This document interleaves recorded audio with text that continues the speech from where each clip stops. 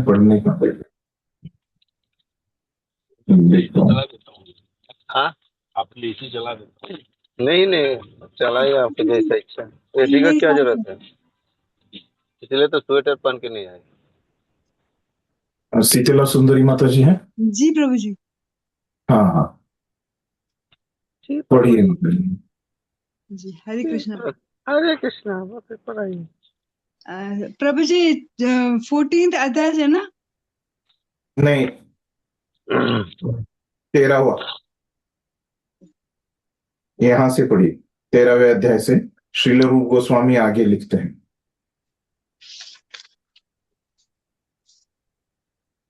श्री रूप गोस्वामी आगे लिखते हैं, हे मूर्ख, मेरे विचार से तुमने नहीं मंगल नहीं, प्रद आप मत श्रीमद् पढ़िए। भागवतम को अपने से। हाँ पढ़िए माता जी। शील रूप गोस्वामी आगे लिखते हैं कि हे मूर्ख मित्र, मेरे विचार से तुमने मंगल पद श्रीमद् भागवत को पहले से थोड़ा बहुत सुन रखा है, जिसमें सकाम कर्मों, आर्थिक विकास तथा मुक्ति के फलों की आकांक्षाओं की बुराई की गई है। अब निश्चित रूप से श्रीमद् भागवत के 10वें स्कंद में कृष्ण लीला विषयक श्लोक तुम्हारे कानों से धीरे धीरे प्रवेश होकर तुम्हारे हृदय में जाएंगे। श्रीमद् भागवतम के प्रारंभ में कहा गया है कि जब तक मनुष्य में कर्म कांडों के आर्थिक विकास तथा ब्रह्म से तादात्म्य, मुक्ति के सकाम फलों को कूड़े के समान निकाल कर बाहर फेंकने की योग्यता नहीं आ जाती, तब तक वह श्रीमद् भागवतम को नहीं समझ सकता। भागवत में भक्ति का एकांतिक वर्णन हुआ है। जो व्यक्ति त्याग की भावना से श्रीमद् भागवत का अध्ययन करता है, वही 10वें स्कंद में वर्णित भगवान की लीलाओं को समझ सकता है। दूसरे शब्दों में, जब तक किसी में श्रीमद् भागवत के लिए स्वतः उत्पन्न आकर्षण न हो, तब तक वह 10वें स्कंद की कथाओं को यथा रामलीला को समझने का अभ्यास नहीं करना चाहिए। श्रीमद् भागवतम का यथा रूप में आस्वादन करने के लिए शुद्ध भक्ति का होना आवश्यक है। श्री रूप गोस्वामी ठीक के है ठीक है, हरे कृष्णा। हाँ, यहाँ पे रुक जाते हैं। तो यहाँ पे जो दूसरा अंग है, तो वो कौन सा है जिसपे यहाँ पे चर्चा हो रही है? जो अभी हमने श्लोक पढ़ा, श्रीमद् भागवतम का पठन है। तो ये जो 5 प्रबल अंगों में ये दूसरा प्रबल अंग है, और इसके ऊपर जो उन्होंने श्लोक लिखा है, तो उसमें वो क्या बोल रहे हैं, यहाँ पे प्रभुपाद जी ने उसका भाषांतर दिया है, वो पढ़ते हैं। तो श्री रूप गोस्वामी आगे के श्लोक में कह रहे हैं कि हे मूर्ख मित्र, अब हम जो लोग ये श्लोक पढ़ रहे तो हमको बोल रहे हैं, मेरे विचार से तुमने मंगल प्रद श्रीमद् भागवत को पहले से थोड़ा बहुत सुन रखा है, तुमने भागवतम पढ़ा है।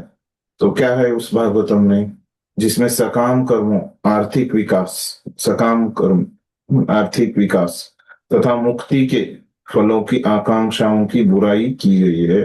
तो इस भागवतम में क्या किया गया है, धर्म, अर्थ, काम, मोक्ष, तो इनके बुराई की गई है। मतलब क्या बताया गया है, ये भी हमको आवश्यक है भौतिक जीवन जीने के लिए, लेकिन अगर आपको इनसे भी ऊपर क्या है, भक्ति है, तो ये धर्म, अर्थ, काम, मोक्ष आपको केवल भौतिक चीजें प्रदान करेंगे, आध्यात्मिक प्रदान नहीं कर सकते। तो ये इस श्रीमद् भागवतम में बताया गया है। बुराई की गई है मतलब उनको नीचे दिखाया गया है, और भक्ति का स्थान ऊपर है। ये वहां पे एकदम स्पष्टता से, कुछ संदेह नहीं रहता, इस तरह से बताया। अब निश्चित रूप से श्रीमद् भागवत के 10वें स्कंद के कृष्ण लीला विषयक श्लोक तुम्हारे कानों से धीरे धीरे प्रवेश होकर तुम्हारे हृदय में जाएंगे।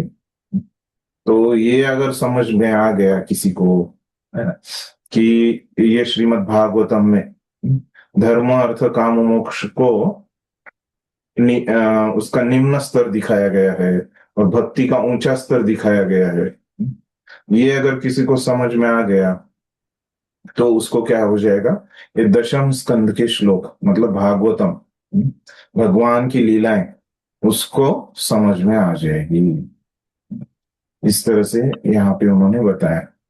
तो यहाँ पे भी बोल रहे हैं आचार्यगण कि यहाँ पे भी क्या है कि अभी प्रभुपाद ने तो आसान करके दिया भाषांतर, लेकिन यहाँ पे भी क्या है कि अप्रत्यक्ष स्तुति है, व्याज अप्रस्तुत प्रशंसा, जो हमने देखा था पिछले श्लोक और ये श्लोक दोनों में भी अप्रस्तुत प्रशंसा है, इस तरह से वो बता रहे हैं।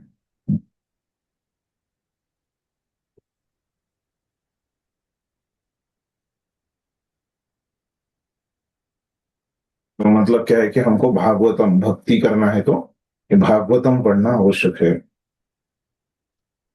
ठीक है, फिर अभी अगले परिच्छेद में क्या बता रहे देखते हैं। श्रीमद् भागवत के प्रारंभ में कहा गया है कि जब तक मनुष्य में कर्मकांडों, आर्थिक विकास तथा ब्रह्म से तादात्म्य के सकाम फलों को कूड़े के समान निकालकर बाहर फेंकने की योग्यता नहीं आ जाती, तब तक श्रीमद् भागवत को नहीं समझ सकते। उसी को एक दूसरा श्लोक है ना, उसमें क्या है, धर्म प्रोजित कैतवोत्र परमो निर्मत्सराणाम सताम वेद्यम वास्तवत्र वस्तु शिवनम तापत्रयोन्मूलनम। इस प्रकार से जो श्लोक है उसमें बोल रहे कि इसको जो कर्मकांड, आर्थिक विकास है, धर्म अर्थ और मुक्ति मतलब मोक्ष, तो ये धर्म अर्थ काम मोक्ष है ना, इनको फेंक देना चाहिए वो, क्योंकि जो काम की चीज नहीं है वो हम अपने पास रखते हैं क्या, है ना? हमारे घर में एक कचरे का डिब्बा रहता है, उसमें सब जो भी बिना काम की है ना, सका कूड़े के समान, कचरे के समान जो कचरा रहता है उसमें हम डालते हैं। तो ये सब धर्म अर्थ काम मोक्ष को भी उसी में डाल दो, क्योंकि इससे कुछ काम नहीं होने वाला, आध्यात्मिक कुछ इसमें कुछ होने वाला नहीं है, सभी इसमें भौतिक ही है। भागवत में भक्ति का एकांतिक वर्णन हुआ है। जो व्यक्ति त्याग की भावना से, भागवतम में क्या है, एकांतिक वर्णन, तो भक्ति को छोड़ के एकांतिक मतलब क्या कि अन्य कुछ भी नहीं हो, केवल भक्ति ही है। क्योंकि क्या था, परीक्षित महाराज के पास समय नहीं, केवल 7 ही दिन थे, तो केवल उन्होंने भक्ति के बारे में ही चर्चा किया है।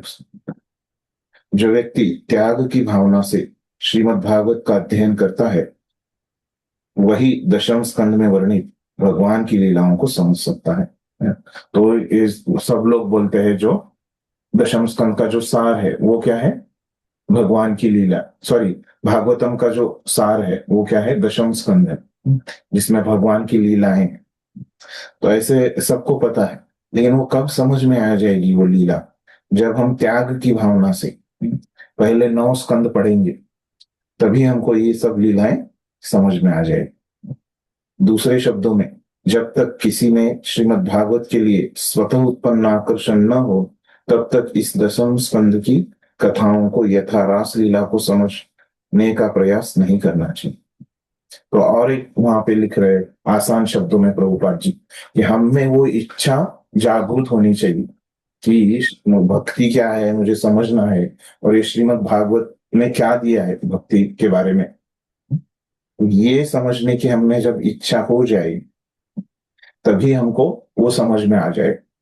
नहीं तो वो कर रहा है इसलिए मैं करूंगा, ऐसे अगर हमारा भाव है तो ये बहुत मुश्किल होगा। हमें सब में भक्ति करने की इच्छा आनी चाहिए। श्रीमद् भागवत का यथारूप में आस्वादन करने के लिए शुद्ध भक्ति का होना आवश्यक है। तो अगर श्रीमद् भागवतम हमको समझना है, गीता समझनी है हमको, तो हमारे पास क्या होना चाहिए, कैसे हम समझ सकते हैं? पंडित लोग विद्वान बन के समझ सकते हैं क्या? नहीं समझ सकते। कैसे समझ सकते हैं? तो केवल भक्ति करने से ही। तो यहाँ पे जो शुद्ध भक्ति की जो व्याख्या दी है ना, तो अभी हमको समझ में आ जाएगा कि कौन सी भक्ति शुद्ध है, कौन सी अशुद्ध है। तो शुद्ध भक्ति हम करेंगे तभी हमको ये शास्त्र, भगवान की लीलाएं, भक्ति, है ना, ये विषय समझ में आ जाए। नहीं तो फिर सब हमको कुछ फायदा नहीं होगा। जब तक हम शुद्ध भक्ति नहीं करेंगे तब तक बहुत कम फायदा हो नहीं करने से, लेकिन शुद्ध भक्ति करेंगे तो बहुत ही ज्यादा फायदा इसमें हमारा होगा। अगला पढ़िए महाराज। शील रूप गोस्वामी के उपर्युक्त 2 श्लोकों में कुछ एकात्मक उपमाएं पाई जाती हैं। अप्रत्यक्ष रूप से भौतिकवादी समाज मैत्री तथा प्रेम की संगति की भर्त्सना की जाती है। भोग लोग सामान्यतया समाज मैत्री तथा प्रेम के प्रति आकृष्ट होते हैं। इन भौतिक कल्पनाओं को विकसित करने के लिए बहुत आयोजन तथा प्रबल प्रयास करते हैं, किंतु राधा तथा कृष्ण की श्री मूर्तियों का दर्शन भौतिक संगति के ऐसे प्रयासों को बुलाने के लिए होता है। रूल गोस्वामी ने अपना इस श्लोक इस तरह से रचा है कि मानो ऊपर से वे मैत्री तथा प्रेम की भौतिक संगति की प्रशंसा कर रहे हों तथा श्री मूर्ति या गोविंद के दर्शकों की निंदा कर रहे हों। यह रूपात्मक अलंकार इस तरह रचा जाता है जिन वस्तुओं की प्रशंसा की जानी है उनकी निंदा की जाती है, और जो निंदनीय है उनकी प्रशंसा होती है। इस श्लोक का असली भाव यह है कि यदि कोई भौतिक मैत्री, प्रेम तथा समाज से बहुदगी को भुलाना चाहता है तो उसे गोविंद के स्वरूप का दर्शन करना चाहिए। हरे कृष्ण। धन्यवाद। अभी ये जो 239वां और 240वां जो श्लोक हुआ, 239वां श्लोक हमने देखा कि क्या है, वो भगवान के अर्चा विग्रहों के बारे में, है ना, उसका महत्व बताने के लिए उन्होंने रचा है। तो 240वां जो है श्रीमद् भागवत का महत्व बताने के लिए उन्होंने वो श्लोक बनाया है। लेकिन अभी ये जो परिच्छेद है ये दोनों को मिला के प्रभुपाद जी लिख रहे हैं, यही 2 श्लोकों के ऊपर। तो प्रभुपाद जी अभी बोल रहे हैं श्रील रूप गोस्वामी के उपर्युक्त 2 श्लोकों में कुछ रूपकात्मक उपमाएं पाई जाती है जो अप्रत्यक्ष रूप से भौतिकतावादी समाज मैत्री तथा प्रेम की संगति की भर्त्सना करती है। तो हमने देखा कि यहाँ पे अप्रत्यक्ष मतलब एक बार कूड़े की तरह बोला है, और पहले इसमें क्या बोला है कि आपको अगर भौतिक चीजों में रस है तो भगवान का जो गोविंद का रूप है केशी घाट के ऊपर, तो उनका दर्शन मत लीजिए, उनकी सेवा मत कीजिए। और यहाँ पे भी बताया कि अगर आपको भौतिक चीजें चाहिए तभी आप क्या कीजिए, धर्म अर्थ काम मोक्ष में आप अपना उत्साह दिखाइए। अगर आपको आध्यात्मिक चीजें चाहिए तो ये सब छोड़ना पड़ेगा।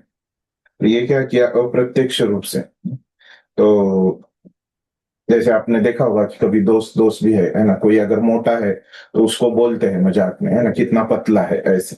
उसी तरह से यहाँ पे ये और उपकात्मक, उसका नाम भी मैंने बताया आपको कि क्या, व्याज स्तुतियां अप्रस्तुत प्रशंसा, ऐसे उसके 2 नाम है इस रूपक के। तो लोग सामान्यतया समाज मैत्री तथा प्रेम के प्रति आकृष्ट होते हैं और इन भौतिक कल्मशों को विकसित करने के लिए बृहद आयोजन तथा प्रबल प्रयास करते हैं। तो सामान्य हम लोगों को क्या चाहिए रहता है, तो ये भौतिक कार्यों के लिए ही वो लोग बहुत प्रयास करते हैं। तो यही हम सामान्य रूप से देखते हैं। किंतु राधा तथा कृष्ण की श्रीमूर्तियों का दर्शन भौतिक संगति के ऐसे प्रयासों को भुलाने के लिए होता है। तो ये जो सामान्य हमारी मनोभावना है कि हम भौतिक चीजों के प्रति आकृष्ट होते हैं, तो वो क्या है, वो अगर हमको भूलनी है तो हमको क्या करना पड़ेगा, भगवान की श्री मूर्ति का दर्शन लेना पड़ेगा। और उससे हम ये जो सामान्य हमारा स्वभाव है कि ये भौतिक चीजों के प्रति आकृष्ट होने का, उसको हम भूल पाएंगे। रूप गोस्वामी ने अपना यह श्लोक इस तरह रचा है मानो ऊपर से वह मैत्री तथा प्रेम की भौतिक संगति की प्रशंसा कर रहे हैं हो तथा श्रीमूर्ति गोविंद के दर्शन की निंदा कर रहे हैं। यह रूपकात्मक अलंकार इस तरह रचा जाता है जिन वस्तुओं की प्रशंसा की जानी चाहिए उनकी निंदा हो जाती है और जो निंदनीय है उनकी प्रशंसा हो जाती है। तो हमने देखा ये सब की उल्टा वो कर रहे हैं, है ना, लेकिन वो उनका शब्दशः अर्थ वहां पे लेना नहीं। इस श्लोक का असली भाव यह है कि यदि कोई भौतिक मैत्री प्रेम तथा समाज की बेहुदगी को भूलना चाहता है उसे गोविंद के स्वरूप का दर्शन करना चाहिए और श्रीमद् भागवतम पढ़ना चाहिए। ठीक है? मेरा आवाज स्पष्ट आ रहा है क्या? क्योंकि यहाँ पे मुझे मैसेज आ रहा है कि मेरा नेटवर्क उतना अच्छा नहीं। आप लोगों को समझ में आ रहा है ना? नहीं आ रही है प्रभु जी, बिल्कुल परफेक्ट आ रही है प्रभु जी। हाँ, ठीक है। आगे का पढ़िए माता जी। जी प्रभु आ जी। रही है प्रभु जी, बिल्कुल। हाँ, इसी प्रकार से शील रूप गोस्वामी ने कृष्ण विषय कथाओं को स्वादन की दिव्य प्रकृति का वर्णन किया है। एक बार एक भक्त ने कहा, यह आश्चर्यजनक लगता है कि जब से मैंने अपने अश्रुओं से नहलाए गए भगवान को देखा है, तब से मेरे शरीर में कंपन होता है और मुझसे मेरा एक भी भौतिक कार्य नहीं हो पाता। उन्हें देखने के पश्चात मैं अपने घर में चुपचाप नहीं रह पाता। मैं सदा के लिए उनके पास जाना चाहता हूँ। इस कथन का तात्पर्य यह है कि तब किसी को सौभाग्य से शुद्ध भक्त का सत्संग मिलता है तो वह कृष्ण के विषय में सुनने, उनके विषय में जानने के लिए आतुर हो उठता है, अथवा दूसरे शब्दों में यह पूर्णतः कृष्ण भावनावित हो जाना चाहता है। धन्यवाद। तो अभी जो तीसरा अंग है तो वो क्या है कि भक्तों की सेवा करना, भक्तों का संग लेना, प्रबल अंगों में। उस अंग के लिए उन्होंने अभी श्लोक लिखा है। तो वो श्लोक में क्या बोल रहे हैं? इस प्रकार से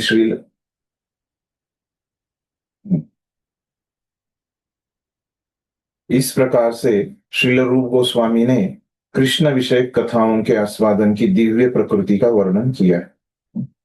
तो अभी तो ये जो है पहला वाक्य जो है वो क्या है, पिछले वाले श्लोकों के बारे में ही है। तो जिसमें श्रीमद् भागवत में भगवान की जो कथाएं हैं, है ना, उनका वर्णन वो क्या है, दिव्य है। इस तरह से जब धर्म अर्थ काम मोक्ष छोड़ेंगे तभी हम ये भागवतम समझ सकते हैं। एक बार एक भक्त ने कहा, तो ये अभी यहां से चालू हो रहा है नया भक्तों की संघ के बारे में। तो एक भक्त कह रहा है ना, तो वो भक्त कौन है? रूप गोस्वामी। वो बोल रहे, यह आश्चर्यजनक लगता है कि जब से मैंने अपने अश्रुओं से नहलाए गए भगवान को देखा है। तो वो भक्त क्या देख रहा है अभी? जो रूप गोस्वामी ने एक काल्पनिक भक्त पकड़ा है। तो वो भक्त क्या देख रहा है कि भगवान जो है तो भगवान के ऊपर वो एक काल्पनिक भक्त रूप गोस्वामी ने पकड़ा है और वो भक्त एक दूसरे भक्त को देख रहा है। तो ऐसे है इस श्लोक में। तो ये समझो रूप गोस्वामी ने जो भक्त पकड़ा है उसका नाम है और वो क्या कर रहा है? एक ब भक्त को देख रहा है। और ये ब भक्त क्या कर रहा है? वो इतना रो रहा है कि उसके जो अर्चा विग्रह है वो पूरे भीग गए हैं। किसकी वजह से? उसके अश्रुओं की वजह से, ये ब वाले भक्त की। तो अभी उसका वर्णन कर रहे हैं। तो अभी ये क्या बोल रहा है कि मुझे आश्चर्य लग रहा है कि ये ब क्या कर रहा है कि अपने अश्रुओं से पूरे उसके विग्रहों को क्या किया, स्नान कराया, नहलाया। तब से मेरे शरीर में कंपन हो रहा है। तो ये जब ये ब भक्त का जो भाव है ना, तो ये देख के क्या हो रहा है, मुझे मेरे शरीर में कंपन हो रहा है और मुझसे मेरा एक भी भौतिक कार्य नहीं हो पाता। तो मुझे इतना भगवान के प्रति भाव आ रहा है, तो इतना मुझे आध्यात्मिक अनुभव हो रहा है। तो भौतिक चीजों का जो रस है, तो वही अभी मेरे को रहा ही नहीं।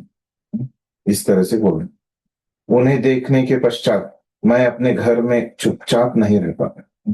तो पहले तो मैं चुपचाप पड़ा रहता था घर में, अपना इंद्रिय तृप्ति करता था और घर में आराम करता था।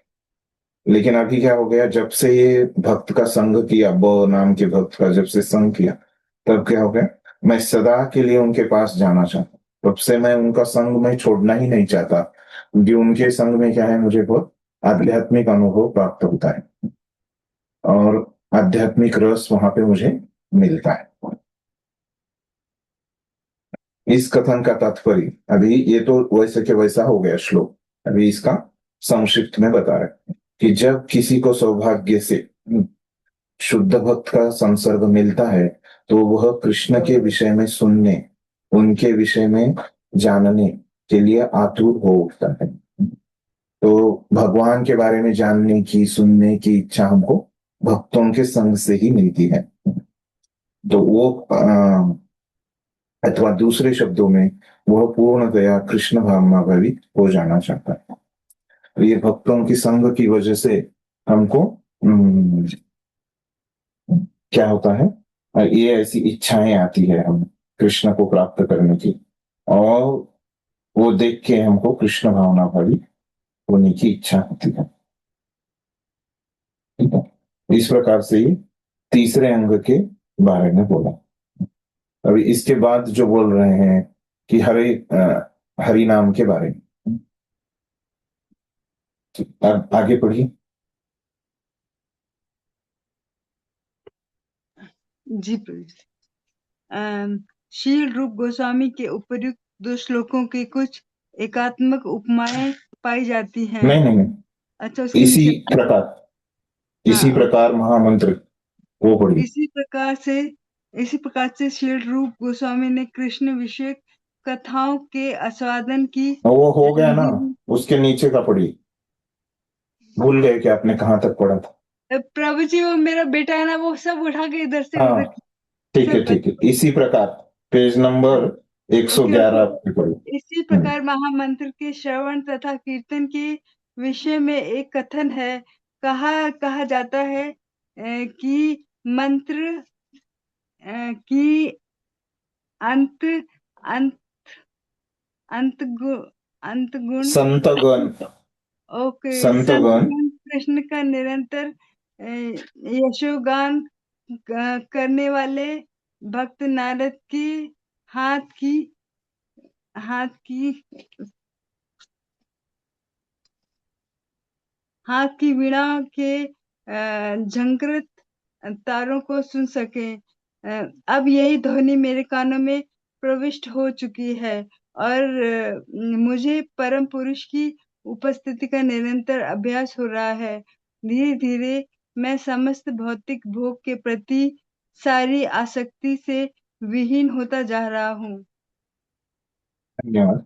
तो देखिए, अभी ये जो श्लोक है ना, वो क्या है, भगवान के नाम, है ना, ये जो चौथा अंग है उसके बारे में उन्होंने लिखा है, महामंत्र, उसका जप करने की। इसी प्रकार महामंत्र के श्रवण तथा कीर्तन के विषय में कथन है, जो उन्होंने ही खुद से लिखा है। कहा जाता है कि संतगण कृष्ण का निरंतर यशोगान करने वाले भक्त नारद के हाथ की वीणा के झंकृत तारों को सुन सके। तो अभी वो बोल रहे हैं कि जो संतगण है, भक्तगण है, वो क्या करते हैं, वो भगवान का गुणगान हमेशा करते हैं और वो क्या करते हैं, नारद जैसे भक्त जो वीणा बजाते हैं, तो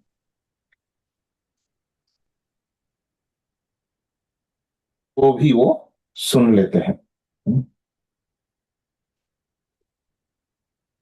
वैसे नहीं है। देखिए, कहा जाता है कि संतगण कृष्ण का निरंतर यशोगान करने वाले भक्त। मतलब क्या है कि नारद जी कृष्ण का यशोगान करने वाले, और उनके हाथ की अ, वीणा के झंकृत तारों को सुन सके। यहाँ पे थोड़ा सा वो बदल किया है प्रभुपाद ने, इसलिए वैसे हो रहा है। तो यहाँ से मैं पढ़ता हूँ मूल से।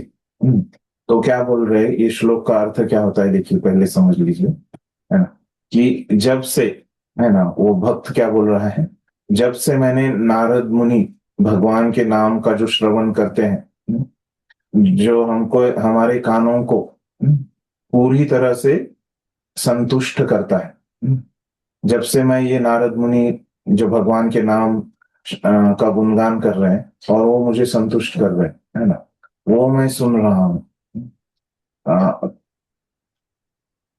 और मेरा हृदय क्या हो गया है, तब से एकदम आनंदमय हो गया है, और मैं प्रेम के स्तर का अनुभव कर रहा हूं। ऐसे, तो फिर से एक बार बताता हूँ। जब से मैंने नारद जी जो भगवान के नाम, भगवान के नामों का गान कर रहे हैं, तो वो मैं सुन रहा हूं मेरे कानों के द्वारा। तो मेरे कान तुष्ट हो गए हैं, संतुष्ट हो गए हैं, और मेरा जो हृदय है एकदम वो आनंद से गदगद हो गया है, और मैं प्रेम के स्तर का अनुभव कर रहा हूं। ऐसे अर्थ है उसका। यहाँ पे अभी ये मूल अर्थ जो लिखा है रूप गोस्वामी ने उसका। तो अभी प्रभुपाद जी क्या कह रहे हैं, कहा जाता है कि संतगण कृष्ण का निरंतर यशोगान करने वाले भक्त नारद के हाथ की वीणा के झनकृत तारों को सुन सके। अब वही ध्वनि मेरे कानों में प्रविष्ट हो चुकी है, और मुझे परम पुरुष की उपस्थिति का निरंतर आभास हो रहा है। एक मिनट यहाँ पे थोड़ा सा,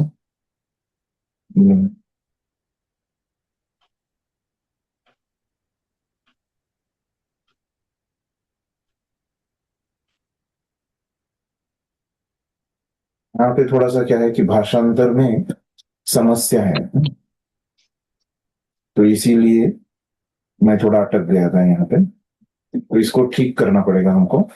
तो देखिए, तो कहा जाता है कि संतगण कृष्ण का निरंतर यशोगान करने वाले भक्त नारद के हाथ की वीणा के झंकृत तारों को अ,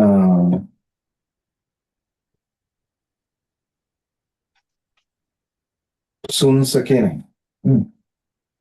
तो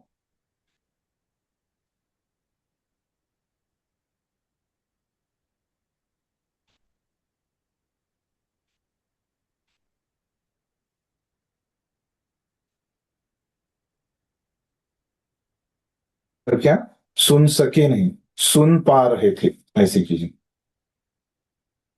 संतगण क्या है, कहा जाता है कि संतगण कृष्ण का निरंतर यशोगान करने वाले भक्त नारद के हाथ की वीणा के झंकृत तारों को सुन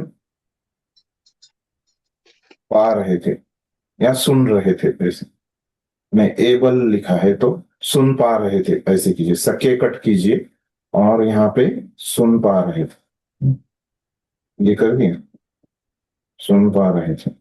फिर अभी अगले वाक्य में क्या है, जो कि, अब ये सुन पा रहे थे, तो यहाँ पे कॉमा दे दीजिए, और अभी है कि जो कि मतलब नारद मुनि, है ना, तो नारद मुनि जो कि क्या है, भगवान की, जो कि भगवान की, जो कि भगवान की भगवान का यशोगान निरंतर, भगवान की लीलाओं का यशोगान निरंतर गा रहे थे, ऐसे भी। इसके बाद सुन पा रहे थे, इसके बाद जो कि, भगवान की लीलाओं का की लीलाओं का की लीलाओं का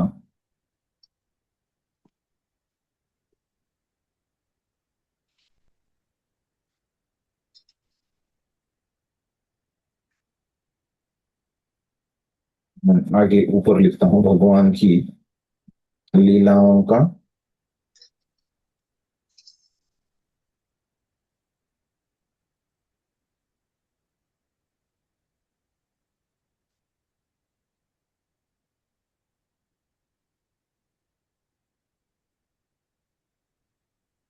निरंतर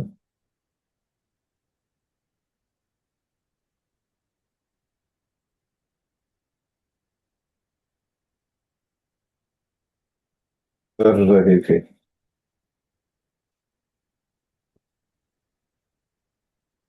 कर रहे थे।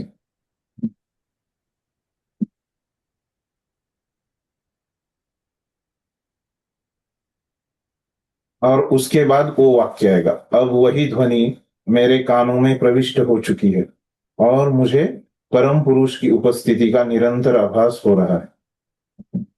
जो कि वो गुणगान कर रहे थे, है ना, भगवान के नामों का। वास्तव में नामों का है, लेकिन प्रभुपाद जी ने यहाँ पे इंग्लिश में क्या लिखा है, ग्लोरीज। तो इसीलिए लीला मैंने लिखा, तो प्रभुपाद जी का हम पढ़ रहे हैं ना, लेकिन मूल में क्या है कि वही लीला, मतलब हमने देखा कि जो गुणगान है ना, वो नाम का होता है, लीलाओं का ये विषय हमने देखा है, तो उसको बदल सकते हैं वैसे, है ना। भगवान के नामों का जो गुणगान कर रहे थे नारद मुनि, तो वो सुन के अब वही ध्वनि मेरे कानों में प्रविष्ट हो चुकी है और मुझे वो भक्त बोल रहा है ना। तो ये भगवान के नाम अगर कोई सुनता है तो क्या है कि भगवान की उपस्थिति का उनको वहां पे आभास हो रहा है, प्रेम स्तर का आभास हो रहा है। और क्या हो रहा है, भौतिक भोग के प्रति, है ना, जो भी आसक्ति है ना, भौतिक आनंद लेने की, वो सभी आसक्त, वो जो प्रवृत्ति है भौतिक आनंद लेने की, वो प्रवृत्ति उनकी कम हो गई है। ऐसे, तो बीच में ये ऐड करना है, इसीलिए वो अर्थ नहीं आ रहा। समझ गया क्या ये क्या गलती है और क्या वहां पे ये समस्या है किताब में, है ना। जिनको इंग्लिश आती है तो वो पढ़ेंगे तो इंग्लिश में बराबर दिया है, ये हिंदी में यहाँ पे थोड़ा ये ऐसे सुधार करना पड़ेगा। ठीक है, ठीक है यहाँ प्रभु पे जी। ये, हाँ, अगला पढ़िए माता जी। हाँ, फिर शील रूप गोस्वामी ने मथुरा मंडल का वर्णन किया है। मैं यमुना नदी के तट पर खड़े भगवान का स्मरण करता हूँ।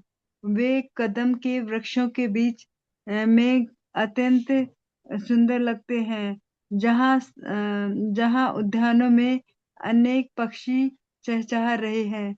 ये सभी स्मरण मुझे सदैव सौंदर्य तथा आनंद की दिव्य अनुभूति प्रदान करते हैं। रूप गोस्वामी द्वारा वर्णित मथुरा मंडल तथा वृंदावन की अनुभूति अभक्तों तक हो जाती है। मथुरा जिले में 84 वर्ग मील के अंतर्गत आए स्थान यमुना नदी के तट पर सुंदर ढंग से स्थित है, कि एक बार वहां जाने वाला इस भौतिक जगत में फिर लौटकर आना नहीं चाहेगा। श्रील रूप गोस्वामी के ये कथन मथुरा तथा वृंदावन के वर्णन अनुभूत वर्णन है।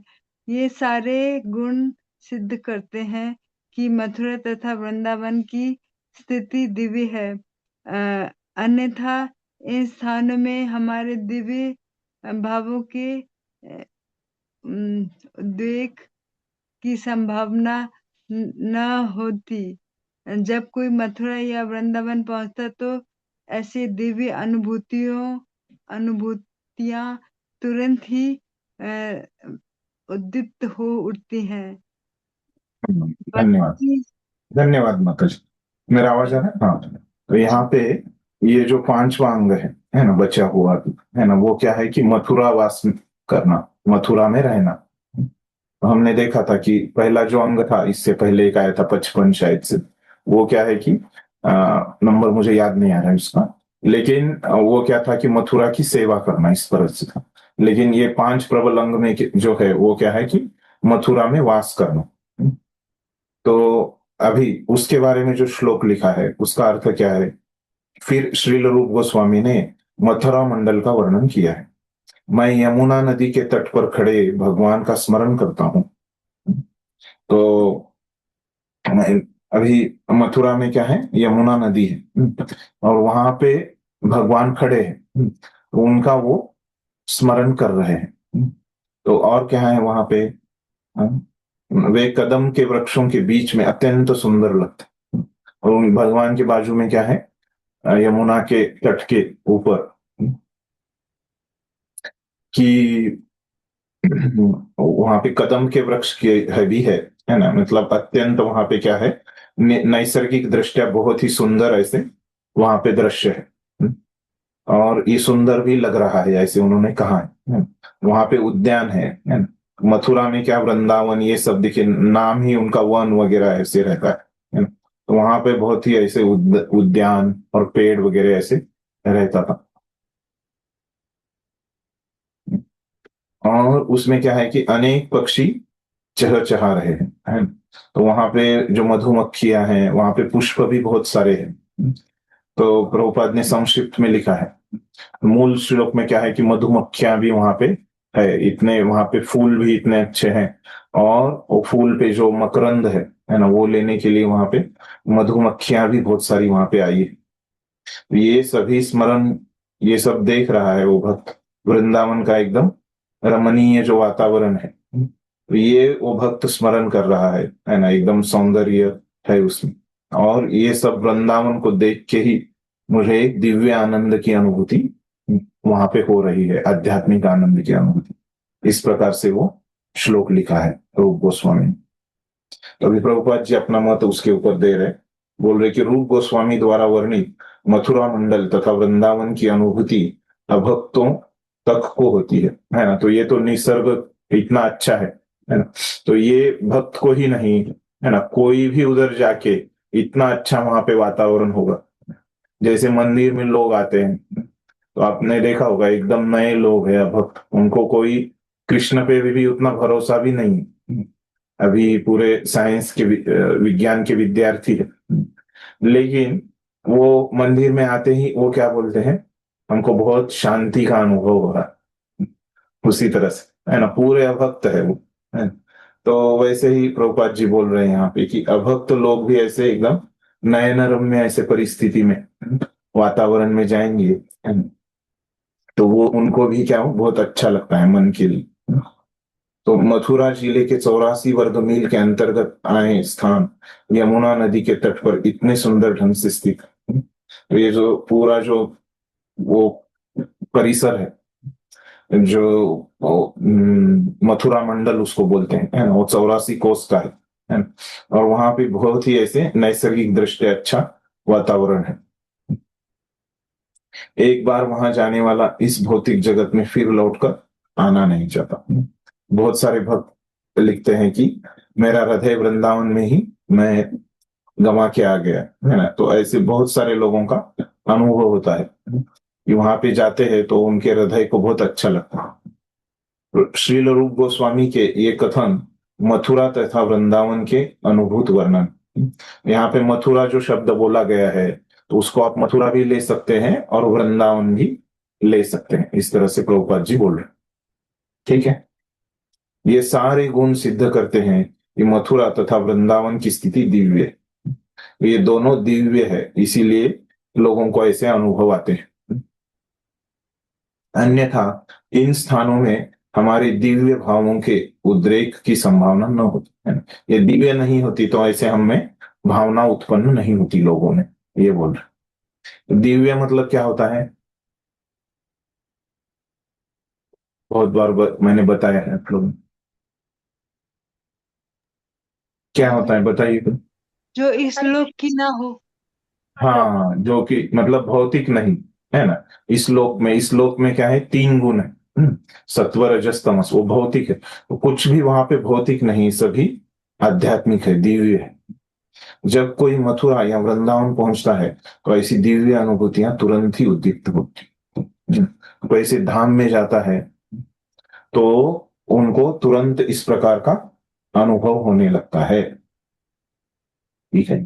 तो यहाँ पे अभी क्या हो गया, जो पांच प्रबल अंग है, इसीलिए है ना, जो महत्वपूर्ण है वो फिर से व्यक्ति क्या करता है, दोहराता है, रिपीट करता है। तो ये 64 अंग बहुत महत्वपूर्ण है।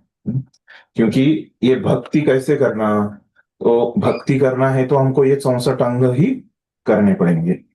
अंग मतलब क्या होता है, शरीर होता है क्या अपना, क्या देखा हमने, अंग मतलब क्या होता है, अंग का यहाँ पे क्या अर्थ है, अपना शरीर है क्या।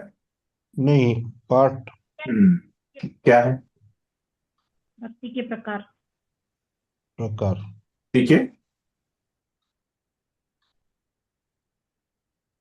क्या है संक्षिप्त में अर्थ, अंग की तो पूरे हमने व्याख्या देखी,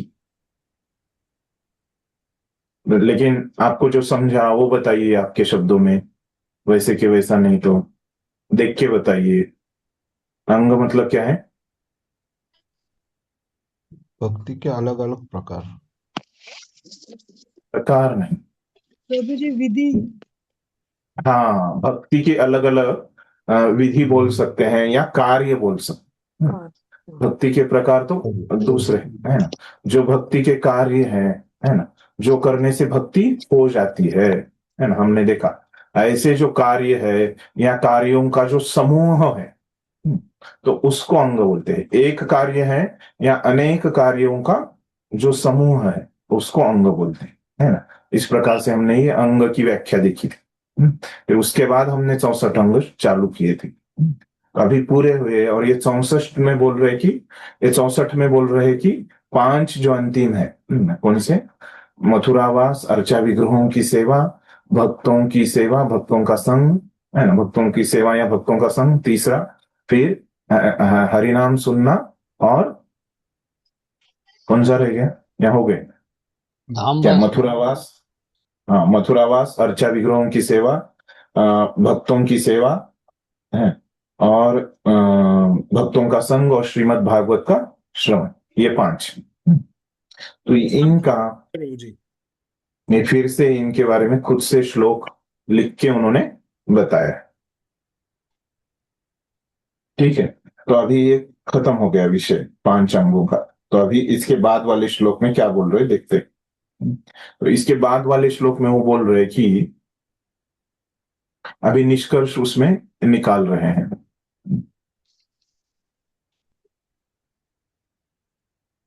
वो बोलते हैं कि ये जो पांच अंग है, इसका भी निष्कर्ष निकालते हुए बोल रहे हैं कि अगले श्लोक में 244वें श्लोक में बोलते हैं कि ये जो अचिंत्य अंग है ना, और बहुत ही अद्भुत अंग है, कौन से, ये अंतिम पांच अंग। तो ये अंगों का अगर कोई सही भाव से अगर शुद्ध भक्ति के रूप में इनका कोई अभ्यास करता है तो क्या हो जाता है, वो तुरंत ही साधना स्तर से भाव स्तर पे आ जाता है, और तुरंत ही क्या है, कृष्ण के दर्शन करने लगता है। इस प्रकार से अगले श्लोक में बोल। तो ये पांच अंग इतने प्रबल है, इतने प्रबल है कि अगर कोई इसका शुद्ध भक्ति के स्तर पे कोई इसका अभ्यास करता है तो क्या है, तुरंत ही साधना स्तर से वो भाव स्तर में आ जाता है और कृष्ण के दर्शन करने लगता है। तो ये उसका फल है, ये पांच अंग, इसीलिए ये क्या है, प्रबल अंग है। तो ये 244वें श्लोक में कहा है। अभी उसके ऊपर प्रभुपाद जी का मत हम पढ़ेंगे। हमने श्लोक देखा, पढ़िए माता जी अगला परिचित जो उन्होंने 200।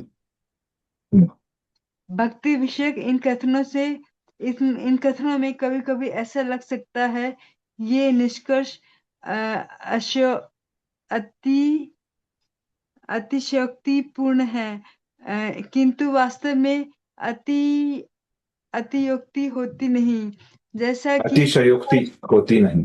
विषय युक्त। अतिशयोक्ति होती नहीं, जैसा कि शास्त्रों में प्रमाण मिलते हैं। कुछ भक्तों को ऐसी संगति से अविलंब फल प्राप्त हुए।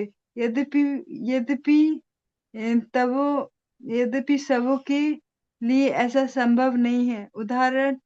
उदाहरणार्थ चारों कुमार मंदिर में अगरू की गंध सूंघते ही भक्त बन गए। विलमंगल ठाकुर ने कृष्ण के विषय में सुनते ही अपनी सुंदर प्रेमिका को त्याग दिया और मथुरा वृंदावन के लिए रवाना हो गए, जहां वे पूर्ण वैष्णव बन गए। अतएव ऐसे कथन न तो अंतरंजित है और न अतिरंजित, अतिरंजित। हाँ, अतिरंजित है और ना ही कहानियां हैं। ये वास्तविक तथ्य है। किंतु कुछ भक्तों के लिए ये कुछ भक्तों के लिए ही सही है, कुछ भक्तों के लिए ही सही है। फिर सबों पर अनिवार्यत लागू नहीं होते। यदि ये कथन अतिरंजित लगे तो भी हमें अपना ध्यान नश्वर भौतिक सौंदर्य से कृष्ण भावनामृत के नित्य सौंदर्य की ओर मोड़ने के लिए उन्हें यथारूप मान लेना चाहिए। जो व्यक्ति पहले से कृष्ण भावनामृत के संपर्क में है, उसके लिए ये वर्णित फल असामान्य नहीं है। देखिए, अभी मैंने 244वें श्लोक का अर्थ आपको बताया था। क्या था अर्थ? आप में से कौन दोहराना चाहेगा? ये पढ़ने से पहले मैंने बताया था। आपकी भाषा में आपको जो समझ में आया वो बताइए कोई।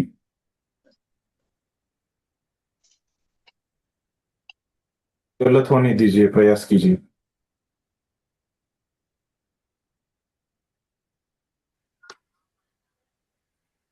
हरे कृष्णा प्रभु जी। हाँ हाँ, बोलिए। प्रभु जी, ये समझ में आया था कि ये पांचों अंग अगर हम पूर्ण रूप से अगर मतलब इम्प्लीमेंट करते हैं इनको,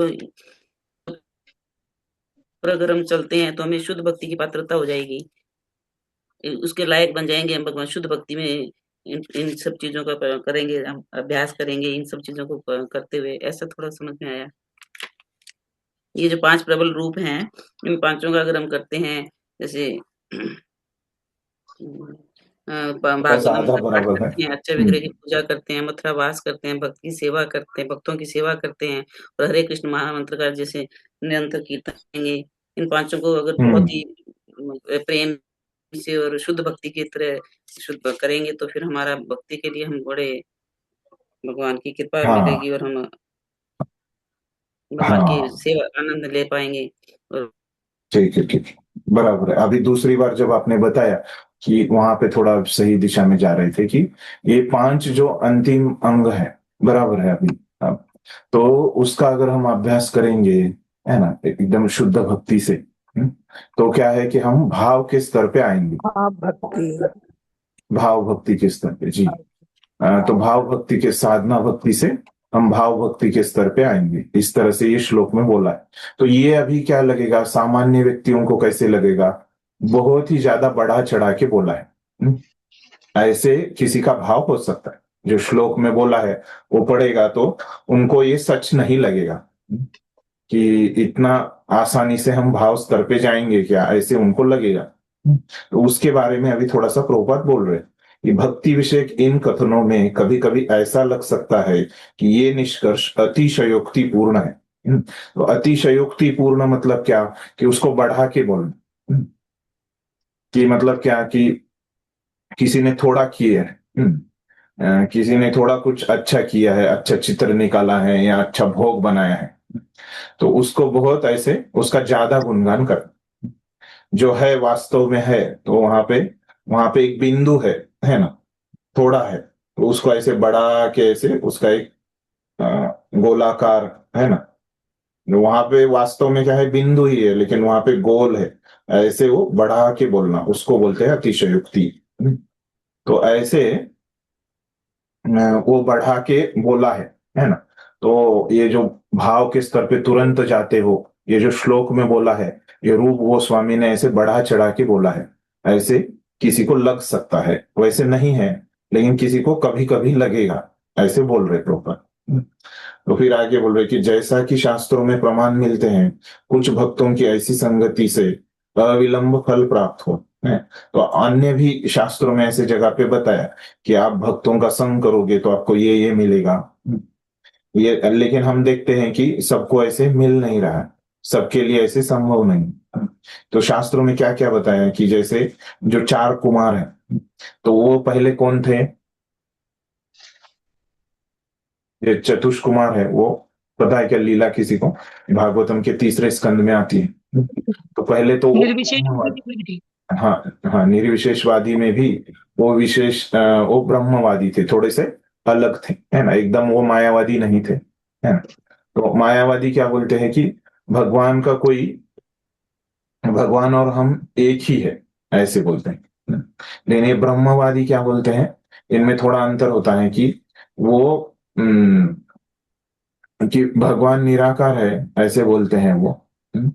और भगवान और हम एक है या अलग है, इसके बारे में उनका कुछ ऐसे ये नहीं रहता कि खुद उनका थोड़ा सा रहता है, लेकिन वो भगवान बनना नहीं चाहते। तो मायावादी जो लोग हैं वो क्या है कि भगवान बनना चाहते हैं, हम भगवान ही है, क्योंकि हम और वो एक ही है, ऐसे वो बोलते हैं, और भगवान ही बनना चाहते हैं। लेकिन ये ब्रह्मवादी लोगों में क्या है कि भगवान बनने का भाव नहीं रहता, इतना ही अंतर है, मायावादी और उनमें।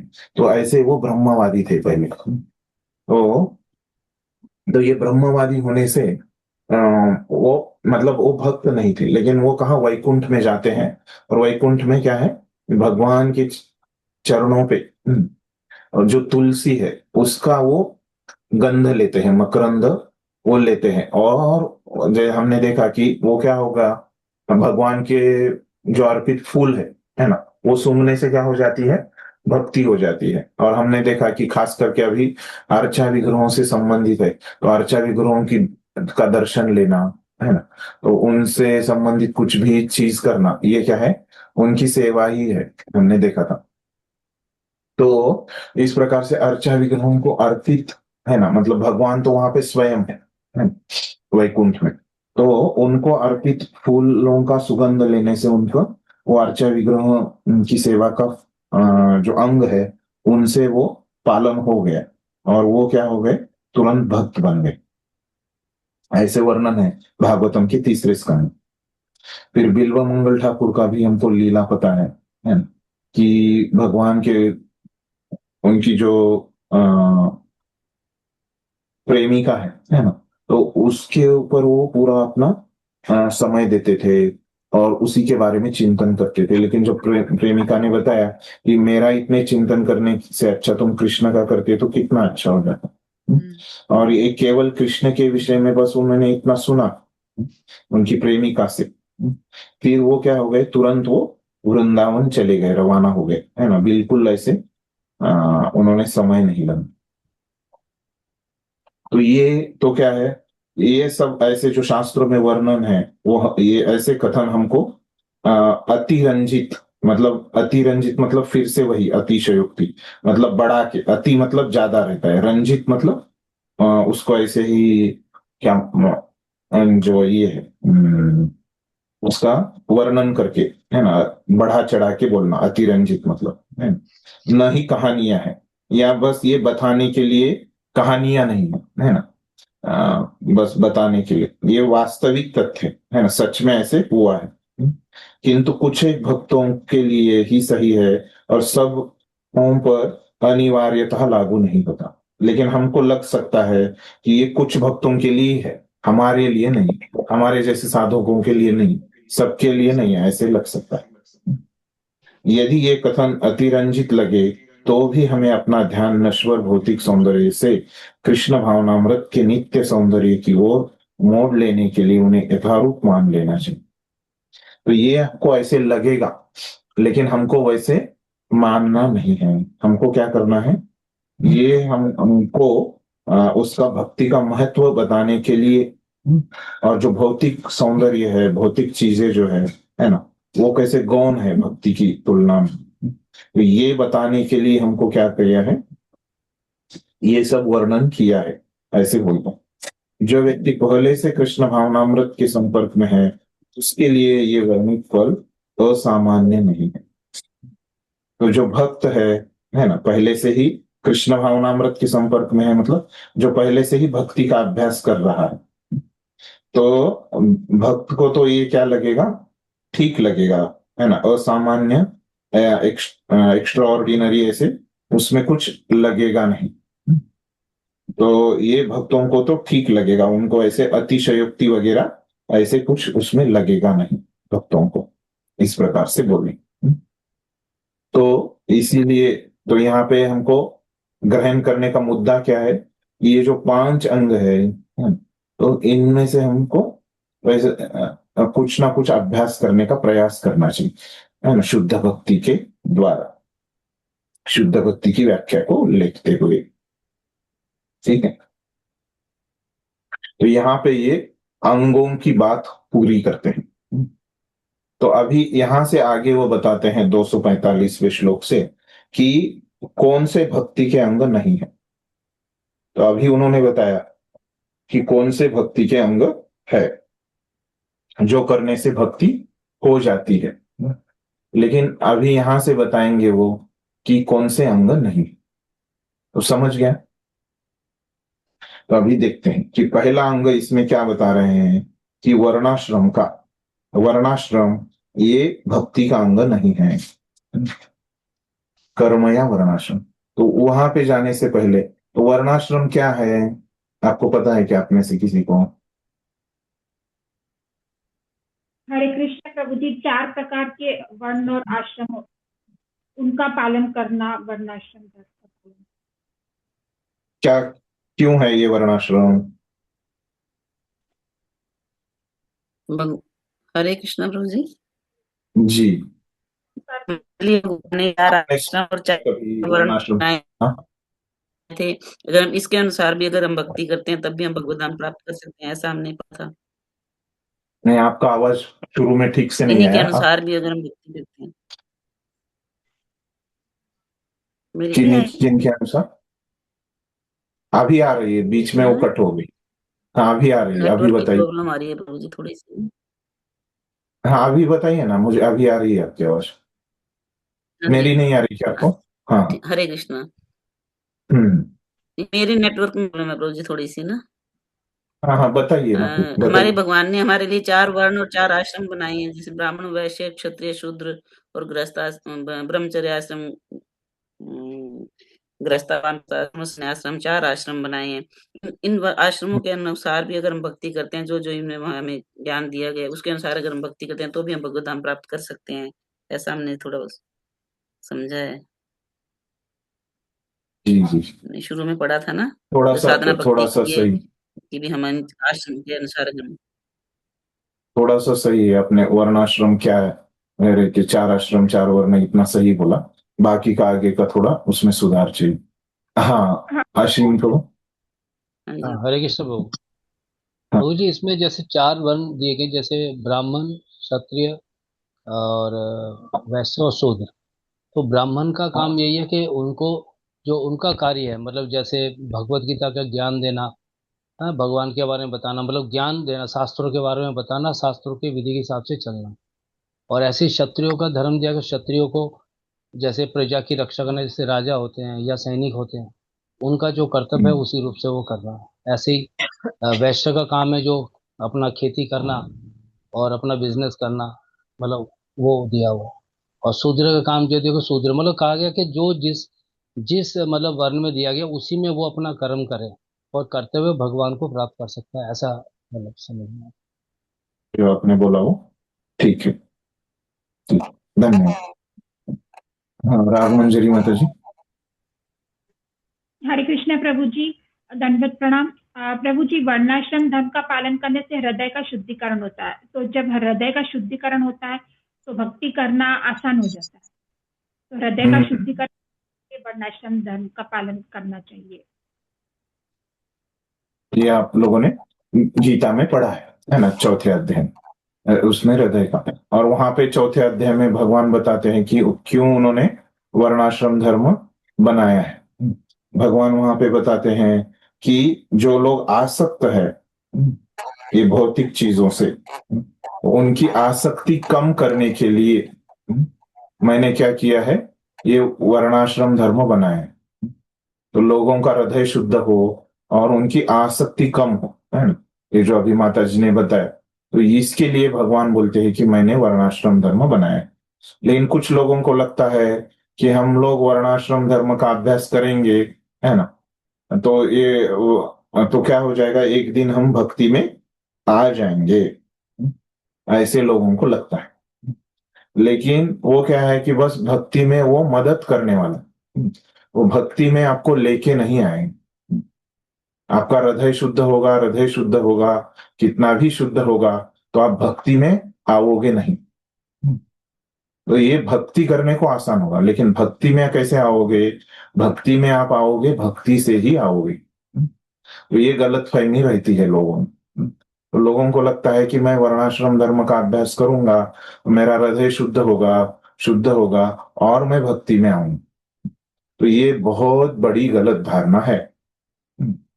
तो हमने देखा कि भक्ति जो है वो अच्छे कर्मों पे निर्भर नहीं है ना, शुद्ध भक्ति, है ना। तो मतलब क्या, ये शुद्ध भक्ति और ये अच्छे कर्म, है ना। तो वर्णाश्रम का पालन करना ये क्या है, अच्छा कर्म है। तो ये अच्छे कर्म ये बस क्या करते हैं, भक्ति में मदद करते हैं। इन भक्ति इनके ऊपर निर्भर नहीं है। तो अगर हम सोचते हैं कि भक्ति इसके ऊपर निर्भर है, तो वो क्या है, गलत है। तो शुद्ध भक्ति हमारी होगी नहीं। वैसे हम सोचेंगे कि ये भक्ति वर्णाश्रम के ऊपर निर्भर है, तो हमारी भक्ति क्या हो जाएगी, अशुद्ध हो जाएगी। तो ये पहले भी हमने देखा है, लेकिन वहां पे हमने वर्णाश्रम शब्द नहीं लिया था, हमने ज्ञान कर्म इस तरह से हमने देखा था। और वहां पे कर्म मतलब हमने अच्छे कर्म, है ना, ऐसे वहां पे समझा था।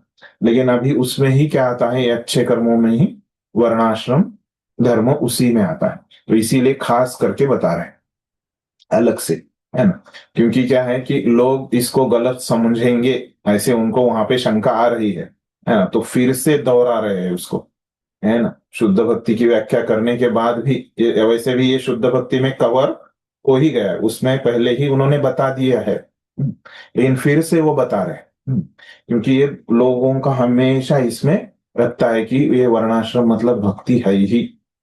कितना भी उनको बताओ, उनको लगता है कि वैसे है, वर्णाश्रम करने से मैं भक्ति में आ जाऊंगा, ऐसे उनको लगते ही रहता है। ठीक है, तो इसीलिए यहाँ पे बोल रहे कि ये अभी नीचे दिए वाले भक्ति के अंग नहीं है ना। तो उसमें से पहले बता रहे कि वर्णाश्रम भक्ति का अंग नहीं है। ठीक है, इतना समझ गया सबको? किसी को समझा नहीं क्या मैंने जो अभी बोला वो? तभी ये आगे का आपको समझ में आएगा। ठीक है, बढ़िया। अभी दूसरा किसका था, एक मिनट देखता हूं मैं नाम। 1 घंटा हो गया ना? मेरा है प्रभु जी। हाँ, हरे कृष्णा सभी भक्तों का धन्यवाद। पढ़ो प्रभु जी। हाँ, हाँ। कुछ विद्वानों का तर्क है कि वर्ण तथा आश्रम के नियमों का पालन करने मात्र से मनुष्य उन सिद्धियों को पा सकता है जिन्हें भक्ति के अभ्यास से प्राप्त किया जाता है, किंतु आचार्यों को यह तर्क मान्य नहीं है। चैतन्य महाप्रभु ने भी इस विचार की भर्त्सना रामानंद राय से भक्ति के क्रमिक विकास के विषय में बातें करते हुए की है। जब रामानंद राय ने वर्णाश्रम धर्म का विचार उनके समक्ष रखा तो उन्होंने उसे अस्वीकार कर दिया। उन्होंने कहा कि वर्ण तथा आश्रम की यह प्रगति केवल बाह्य है, इससे भी अधिक ऊंचा एक और सिद्धांत है। भगवत गीता में भी भगवान कहते हैं कि मनुष्य उत्थान के अन्य सारे सिद्धांतों को त्याग कर कृष्ण भावनामृत की विधि को ग्रहण करे। इससे जीवन की सर्वोच्च सिद्धि प्राप्त करने में सहायता मिलेगी। आगे भी पढ़ना है प्रभु जी। हाँ, पढ़ी। श्रीमद् भागवतम में 11.20.9 भगवान स्वयं कहते हैं, जब तक मनुष्य मेरी लीलाओं तथा कार्यों को सुनने के लिए स्वतः जनित अनुराग विकसित न कर ले, तब तक वह वर्ण तथा आश्रम के नियत कर्तव्यों को संपन्न करे। दूसरे शब्दों में, वर्णाश्रम के नियत रूप अर्थ काम अथवा मोक्ष की प्राप्ति के लिए संपन्न धार्मिक अनुष्ठान है। ये सारी बातें उन व्यक्तियों के लिए संस्तुत की जाती है जिन्होंने कृष्ण भावनामृत विकसित नहीं किया है।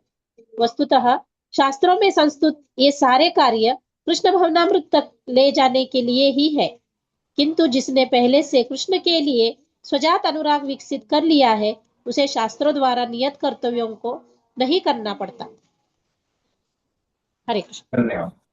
तो देखिए अभी क्या बोल रहे हैं इसमें, मूल तो हमने श्लोक तो समझ लिए हैं। यहाँ पे वर्णाश्रम के लिए जो 3 श्लोक है, अभी प्रभुपाद जी हमको समझा रहे। कुछ विद्वानों का तर्क है कि वर्ण तथा आश्रम के नियमों का पालन करने मात्र से मनुष्य उन सिद्धियों को पा सकता है जिन्हें भक्ति के अभ्यास से प्राप्त किया जाता है, किंतु आचार्यों को यह तर्क मान्य नहीं है। वही पहले ही वाक्य में प्रभुपाद स्पष्टता से लिख दे रहे है ना। तो प्रभुपाद बोल रहे कि कुछ विद्वानों को, कुछ लोगों को, भक्तों को नहीं लगता है ना, जो विद्वान है ना, और कुछ जो लोग है ना, जो भक्त नहीं है, उनको क्या लग रहा है कि ये वर्णाश्रम जो है उसका अगर हम अभ्यास करेंगे तो एक दिन भक्ति में आएंगे, और भक्ति से जो प्राप्त होने वाला है और ये वर्णाश्रम से जो प्राप्त होने वाला है, तो क्या हो जाएगा, हम भक्ति के ही रास्ते में आ जाएंगे, ऐसे उनको लग रहा है। लेकिन वो ठीक नहीं, अपने आचार्यों को वो मान्य नहीं है, उनको लगता है दूसरे लोगों को, है ना, लेकिन वो सही नहीं है। चैतन्य महाप्रभु ने भी, है ना, हमारे आचार्य भी वैसे कहते हैं, और चैतन्य महाप्रभु ने भी, है ना, जो उनका रामानंद राय के साथ संवाद किया है, तो वर्णाश्रम को उन्होंने क्या किया है, एगो भाई। तो मतलब क्या है कि ये बाहर की चीज है, भक्ति की चीज नहीं है, ऐसे उन्होंने बंगाली में वहां पे बोला है। भक्ति के क्रमिक विकास के विषय में बातें कर रहे थे, है ना, तो उनका विषय क्या था कि भक्ति का विकास हमसे कैसे हो, है ना, इस विषय में वो बात कर रहे थे रामानंद राय से। जब रामानंद राय ने वर्णाश्रम धर्म का विचार उनके समक्ष रखा, तो उन्होंने उसे अस्वीकार कर दिया। तो अस्वीकार को क्या है, एहो भाई। उन्होंने कहा कि वर्ण तथा आश्रम की यह प्रगति, क्या यहाँ पे बोल, प्रगति केवल बाह्य है ना, बाहरी है। हृदय शुद्ध करना ये क्या है, बाहरी है ना, ये भक्ति नहीं है, भक्ति के अंदर नहीं है, उसके बाहर है। इससे भी अधिक ऊंचा एक सिद्धांत है, तो ये वर्णाश्रम के ऊपर भी सिद्धांत है, ऐसे उन्होंने कहा। तो भगवत गीता में भी भगवान कहते हैं कि मनुष्य उत्थान के अन्य सारे सिद्धांतों का त्याग कर कृष्ण भावनामृत की विधि को ग्रहण करे, इससे जीवन की सर्वोच्च सिद्धि प्राप्त करने में सहायता मिलेगी। सर्वधर्मान परित्यज्य मामेकम शरणं व्रज। इस तरह से जो भगवान ने कहा है कि अन्य सारे सिद्धांत, तो अन्य सारे धर्म जो अच्छे हैं, है ना, वो किया तो ठीक ही है ना, लेकिन आपको उससे भी और कुछ बड़ा चाहिए, तो उनको छोड़ के आप भक्ति कीजिए। ये प्रभुपाद ने समझाया। तो इसके लिए प्रमाण क्या है, शास्त्रों में ये बात कहाँ बताई है, तो 11वें स्कंद 20वां अध्याय 9वें श्लोक में बताया। स्वयं भगवान उद्धव जी को बता रहे उस श्लोक में, जब तक मनुष्य मेरी लीलाओं तथा कार्यों को सुनने के लिए स्वतः जनित अनुराग विकसित न कर ले, तब तक वह वर्ण तथा आश्रम के नियत कर्तव्यों को संपन्न करे।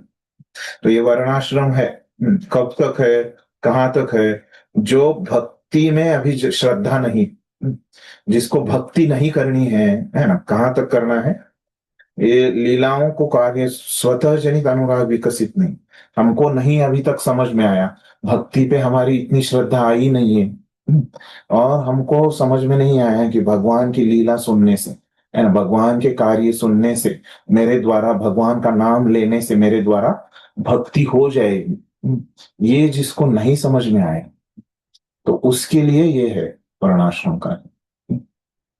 लेकिन जिसको भगवान की कथा में श्रद्धा आ गई है, उसमें रुचि आ गई है, और भगवान के नाम में रुचि आ गई है, भगवान के धाम में, मथुरावास में रुचि आ गई, भगवान के विग्रहों की सेवा में रुचि आ गई, भक्ति के ये 64 में से किसी भी अंग में, ऐसे नहीं कि 5 अंगों में ही आई है, प्रबल अंगों में, किसी भी अंग में जिसको रुचि नहीं आई, भक्ति के बारे में रुचि नहीं, तो उसके लिए ये वर्णाश्रम है।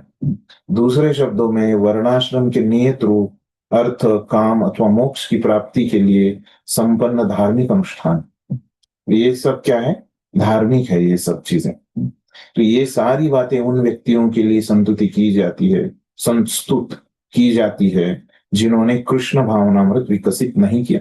जो लोग भक्ति नहीं कर रहे उनके लिए ये सब चीजें है।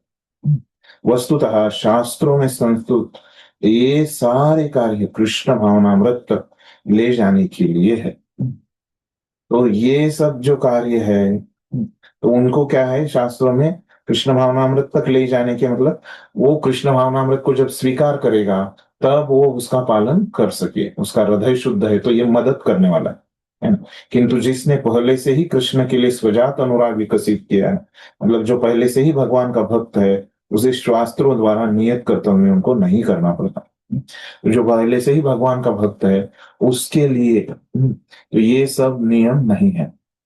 क्यों ऐसे बोल रहे हैं? क्योंकि वो क्या कर रहा है, ऊपर का नियम तोड़ने के लिए, सॉरी, ऊपर का नियम पालन कर रहा है और नीचे के नियम तोड़ रहा है। तो भगवान ने कहा वर्णाश्रम का अभ्यास करो, लेकिन वो क्या है, वो नीचे का नियम है, उसका स्तर जो है वो निम्न है, और भक्ति करो ये ऊपर का स्तर है ना। तो भक्त ये करता है तो उसमें ये नीचे वाला अपने आप आ ही जाता है। जो लोग कुछ भी नहीं करते उन्होंने कम से कम ये नीचे वाला वर्णाश्रम तो करना चाहिए। इस प्रकार से वो अर्थ है। ठीक है, तो समझ में आया कि वर्णाश्रम कैसे भक्ति का अंग नहीं है। यहाँ पे हमारा ये अध्याय पूरा हो जाता है। तो अभी अगला जो अध्याय है 14वां अध्याय, तो उसमें भी यही विषय चल रहा है। तो अभी हम कौन से विषय पे चर्चा कर रहे हैं?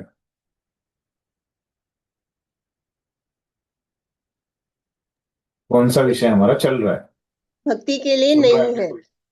हाँ, किसने बताया? पारुल के बारे में। हाँ, जी जी, जो भक्ति के अंग नहीं है। और उसमें पहला क्या है जो नहीं है में? वर्णाश्रम। हाँ, वर्णाश्रम वो भक्ति का अंग नहीं है। तो अभी दूसरा अंग बता रहे हैं कि जो भक्ति का अंग नहीं है। ऐसा होता है कि लोगों को लगता है कि ज्ञान प्राप्त करना, तो ज्ञान हमने देखा ना, ज्ञान कर्मादि अनावृतम है ना, ये शब्द हमने देखा था। तो ज्ञान और वैराग्य ये भक्ति के अंग नहीं है, ये बात अभी बता रहे। तो हमने ये ज्ञान शब्द पहले भी देखा है। तो क्या था वहां पे ज्ञान का अंग, कहाँ पे देखा है हमने ये ज्ञान शब्द और उसका अर्थ क्या था? किसी को याद आ रहा है? निराकार ब्रह्म का ज्ञान, निराकार हाँ, ब्रह्म का ज्ञान में सहायक जी नहीं हो। जी, अर्थ तो आपने बताया बराबर है ना। ज्ञान मतलब ये निराकार ब्रह्म का ज्ञान हमने देखा। कहाँ पे देखा था माता जी ये? वो कर्म कांड, ज्ञान कांड और उसमें हरे कृष्ण नहीं मैं तो क्लास लाई इसी क्लास में समझो बस कोई गल नहीं क्लास लगे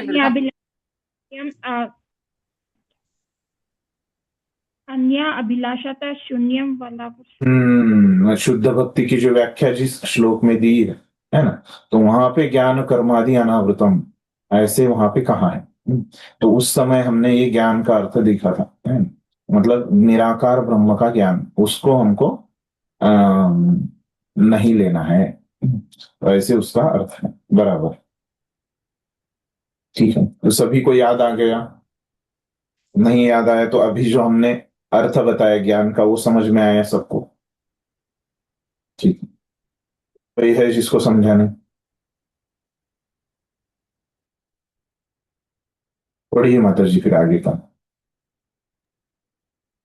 अध्याय 14 भक्ति की पात्रता। कुछ विद्वानों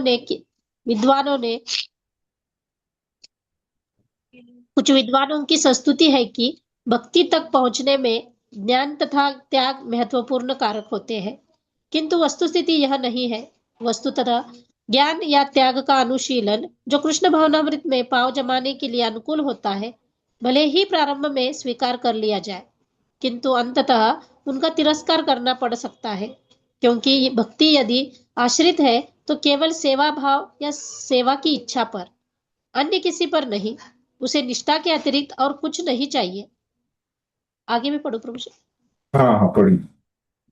पटु भक्तों का अभिमत है कि मानसिक चिंतन, ज्ञान तथा योगाभ्यास की कृत्रिम तपस्या भवबंधन से छूटने के लिए अनुकूल हो सकती है, किंतु इनसे हृदय अधिक कठोर बनता जाता है। ये भक्ति की उन्नति में बिल्कुल सहायक नहीं हो सकते। अतएव ये विधियां भगवान की प्रेमा भक्ति करने के अनुकूल नहीं है। वस्तुतः कृष्ण भावनामृत अर्थात स्वयं भक्ति ही भक्तिमय जीवन में प्रगति करने का एकमात्र उपाय है। भक्ति परम है।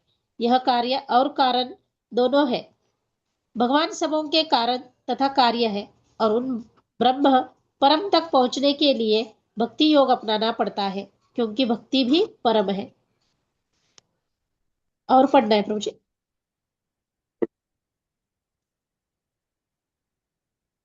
इसकी पुष्टि स्वयं भगवान ने भगवत गीता में की है।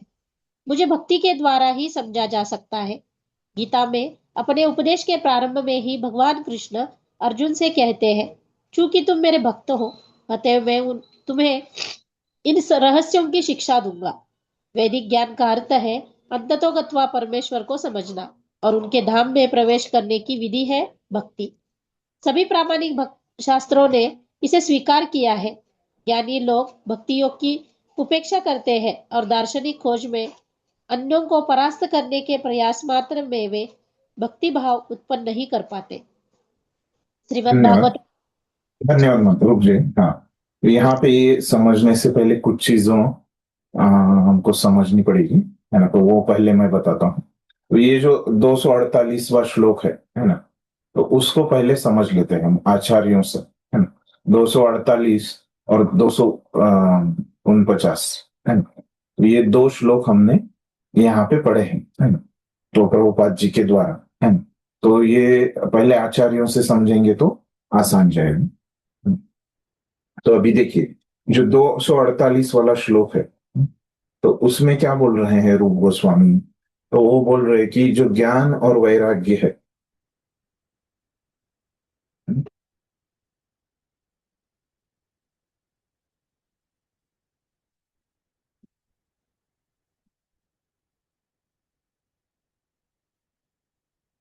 ये जो ज्ञान और वैराग्य है ना, तो ये क्या है, भक्ति में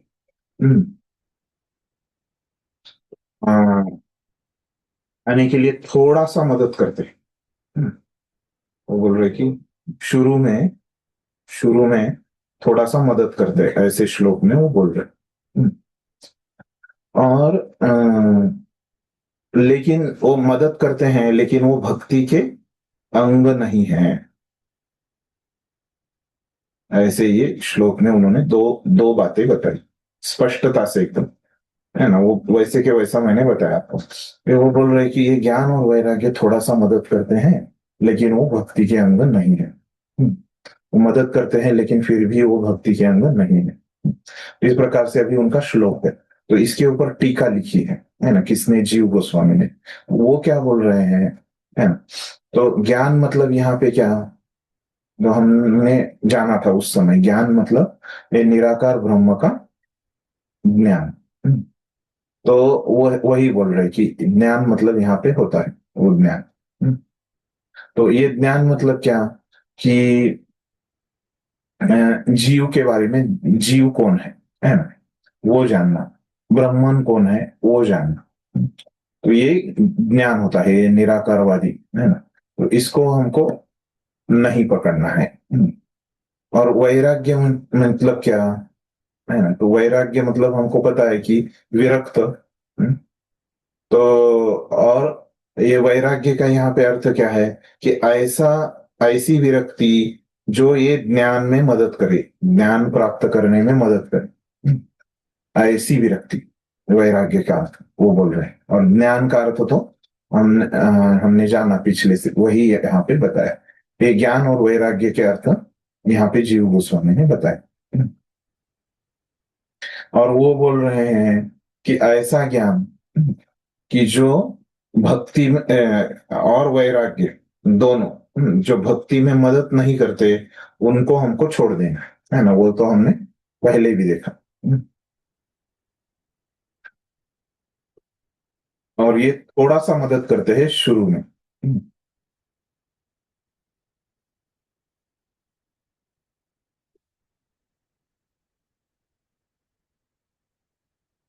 लेकिन ये शुरू में मदद करते हैं, लेकिन क्यों ये भक्ति के अंग नहीं है?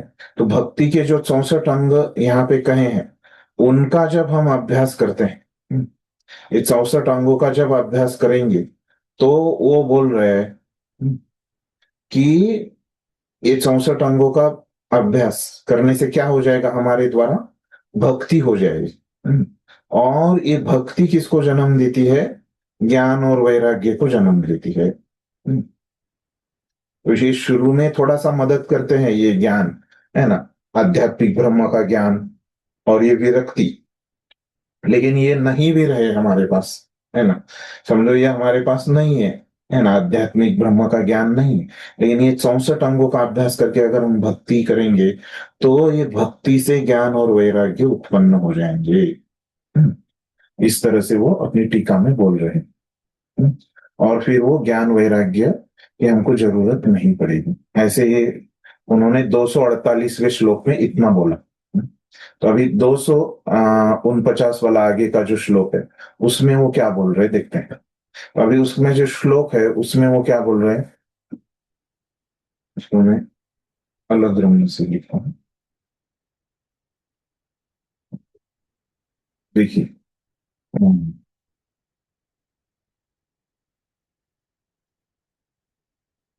अभी उसमें वो क्या बोल रहे हैं कि ज्ञान और वैराग्य, तो ये क्या करते हैं, हृदय को कठोर बना देते हैं, शुष्क बना देते हैं। हृदय हमारा क्या हो जाता है, कठोर हो जाता है। जो कोमल हृदय रहता है तो वो हृदय रहता है, किसकी वजह से नहीं रहता बोला उन्होंने? हृदय कठोर क्यों हो जाता है? मैंने बताया अभी। क्योंकि उसमें प्रभु जी भक्ति तो होती नहीं है। हाँ, भक्ति नहीं होती, क्या होता है, ये ज्ञान और वैराग्य जो ऊपर बोला है उसके कारण हृदय कठोर हो जाता है। ठीक है, इतना एक पॉइंट उन्होंने बोला। फिर उसके बाद वो क्या बोल रहे हैं, तो इसीलिए जो वरिष्ठ भक्त है वो क्या बताते हैं कि केवल भक्ति, जिसका स्वरूप क्या है कि बहुत ही क्या है वो सुकुमार है, सुकुमार समझता है सबको, है ना, तो बहुत ही वो क्या है, सॉफ्ट है, सुकुमार है,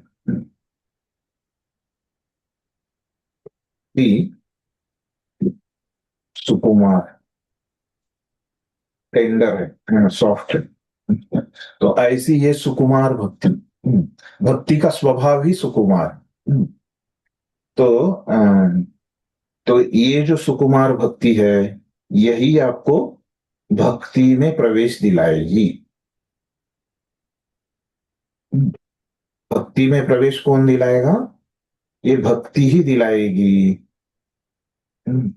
और कुछ चीज करने की जरूरत नहीं है। ऐसे ये 249 में वो बोल रहे रूप गोस्वामी जी। ठीक है, अभी इसकी टीका में क्या बोल रहे हैं जीव गोस्वामी जी, वो देखते हैं 249 की। तो पहली बात वो बताते हैं, हाँ प्रभु जी इसमें कैसे ज्ञान से हमारा हृदय कठोर कैसे हो जाएगा? मतलब ज्ञान से तो और अच्छा होना चाहिए। ठीक है, ठीक है, ये आप टीका टीका समझेंगे तो आपको स्पष्ट होगा, नहीं होगा तो मैं फिर से बताऊंगा, फिर से पूछेंगे। तो इसकी टीका देखते हैं। तो ये जो अभी श्लोक उन्होंने बताया, तो अभी उन्होंने क्या बताया, ये ज्ञान और वैराग्य से हृदय आपका कठोर हो जाए। तो वो बोलते हैं क्यों ऐसे होता है, ज्ञान और वैराग्य से कठोर? तो ज्ञान में क्या होता है कि वो बोल रहे हैं कि हमको क्या करना पड़ता है ज्ञान में, कि सब कार्य छोड़ना पड़ता है, और बहुत सारा पढ़ाई करना पड़ता है, और ये ज्ञानी लोगों को बहुत सारी चीजें छोड़नी पड़ती है। तो इसीलिए वो क्या है कि कठोर, वो बुद्धि का इस्तेमाल करके वो कठोर हो जाता है उनका हृदय। तो बहुत सारी चीजों को पढ़ के, है ना, और वो सब कुछ अपने दिमाग से ही समझते हैं, है ना। तो भावनाओं को वो थोड़ा ध्यान नहीं देते। तो ये भावनाओं को ध्यान में नहीं दिया तो क्या हो जाता है, हृदय कठोर हो जाता है। तो इसीलिए ज्ञान में हृदय कठोर होता है, वो बोल रहे हैं। और वैराग्य में क्या है, वैराग्य मतलब वो विरक्ति।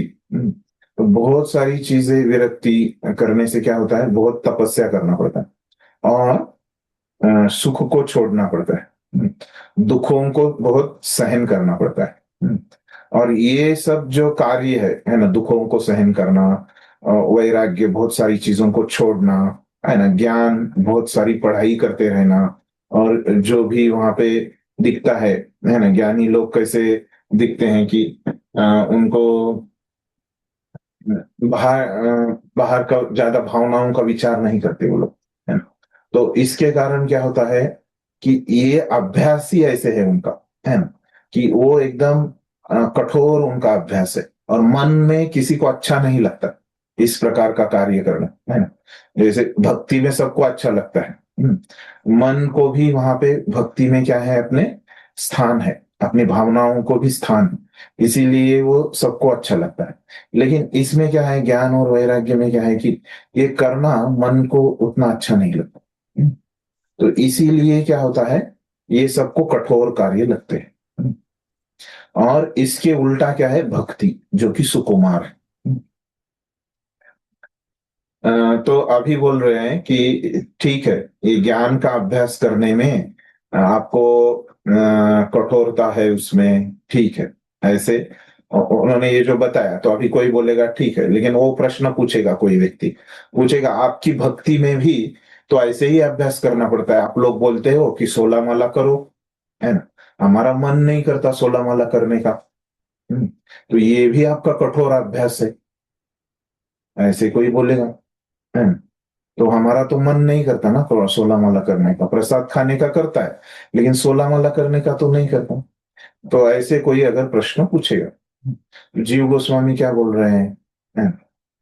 तो वो 16 माला करने के लिए उसको थोड़ा बुरा लगेगा, लेकिन वो करने के बाद, है ना, वो भक्ति इतनी सुकुमार है कि वो भक्ति के भी ऐसे कार्य करेगा, है ना, जो कठोर लगे। लेकिन वो करने के बाद जो उसका अनुभव होगा वो बिल्कुल कठोर नहीं होगा।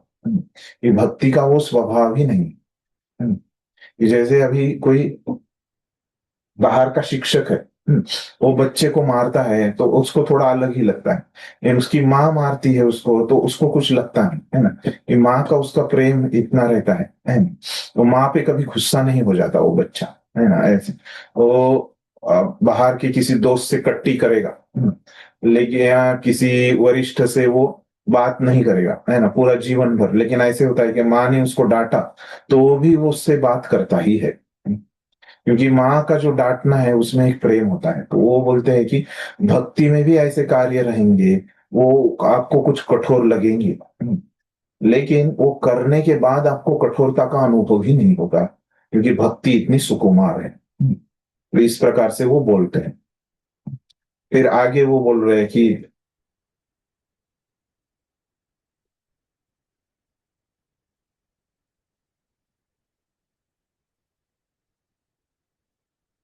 और ये भक्ति में क्या होता है, आप भगवान के नाम, मतलब अभी जो भी आपको कार्य करे आप भक्ति का, उसमें क्या हो जाएगा, आपका भगवान के साथ संबंध आएगा ही भक्ति के कार्य उसमें करने में। और भगवान के साथ जो संबंध है ना, सब कभी कोई अंग में आपका भगवान के रूप से संबंध आएगा, कोई अंग में भगवान के गुण से संबंध आएगा, कोई अंग में भगवान के लीलाओं से संबंध आएगा। तो किसी ना किसी भगवान की चीज से संबंधित आपको अनुभव आएगा। और भगवान भी इतने कोमल है ना, तो इसीलिए ये भक्ति भी इतनी कोमल है, इसीलिए भक्ति के अंगों का आप अभ्यास करोगे तो हृदय कठोर नहीं होगा, ऐसे वो निष्कर्ष निकाल रहे हैं। तो वो बाहर से लगेगा कि भक्ति में भी ये अंगों का है, लेकिन ये करने के बाद आपका अनुभव जो होगा वो कठोरता का बिल्कुल नहीं होगा।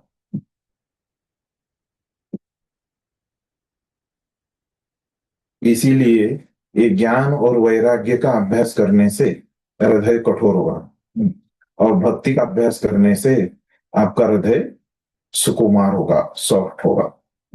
इस प्रकार से वो बोलते हैं टीका में जीव गोस्वामी जी। और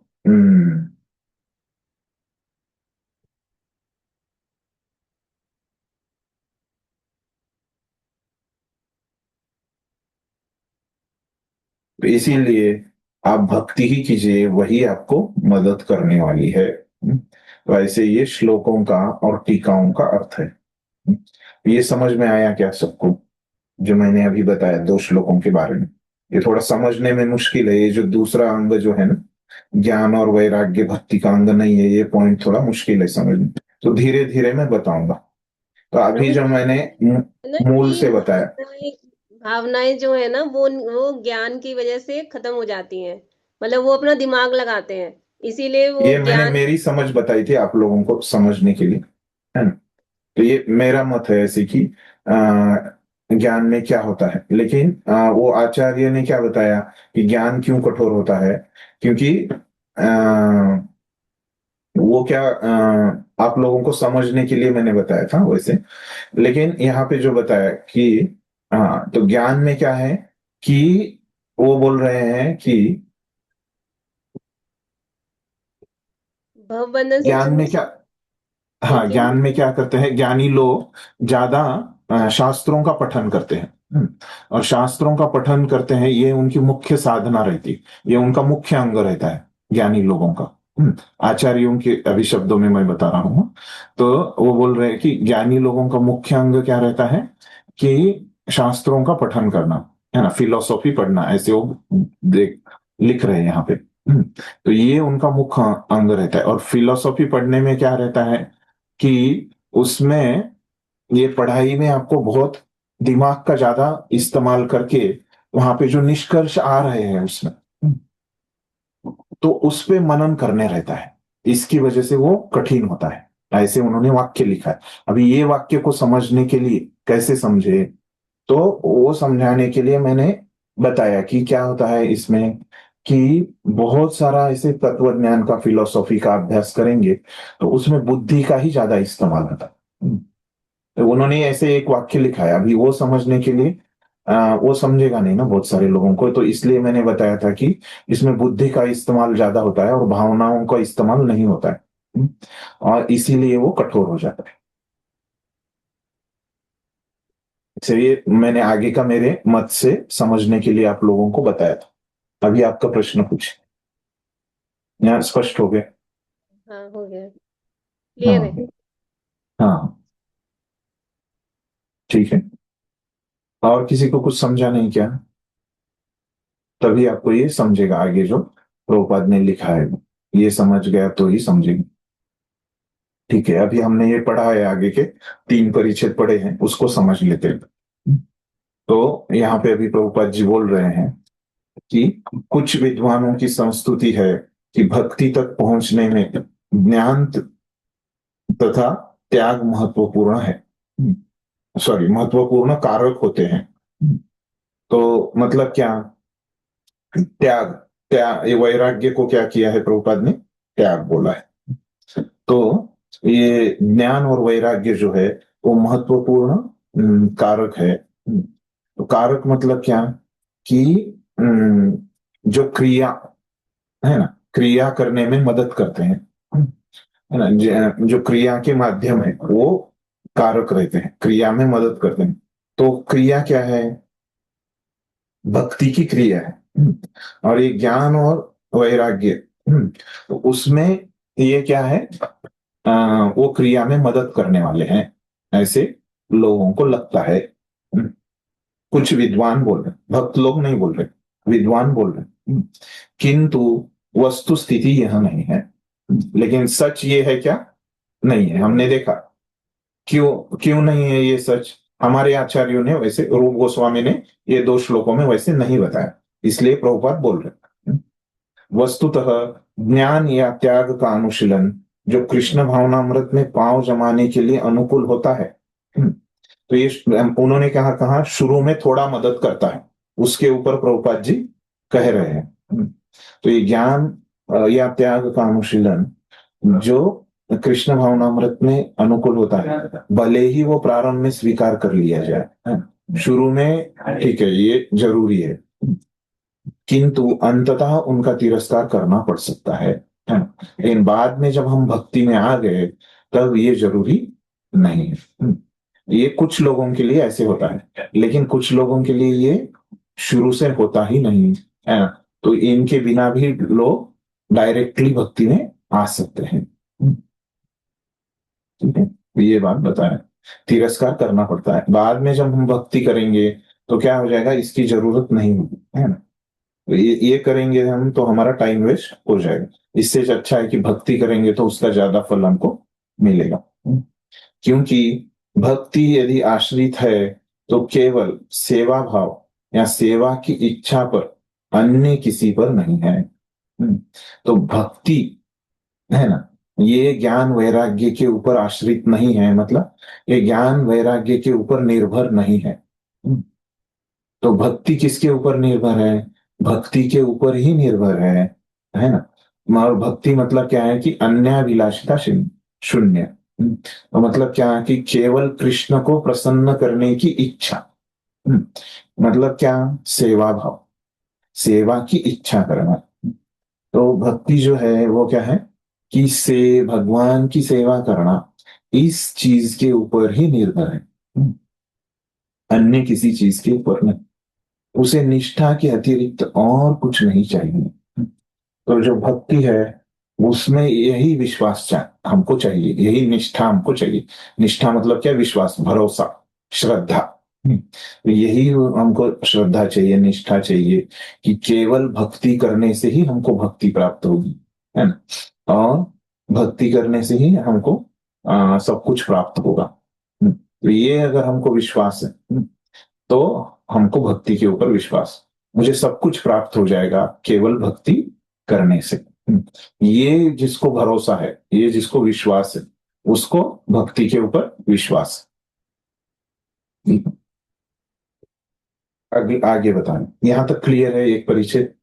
आगे जा, पटु भक्तों का अभिमत है कि मानसिक चिंतन तथा योगाभ्यास की कृत्रिम तपस्या भव बंधन से छूटने के लिए अनुकूल हो सकती है, किंतु इनसे हृदय अधिक कठोर बन जाता है। तो बोल रहे कि अभी देखिए, पटु भक्तों का अभिमत है।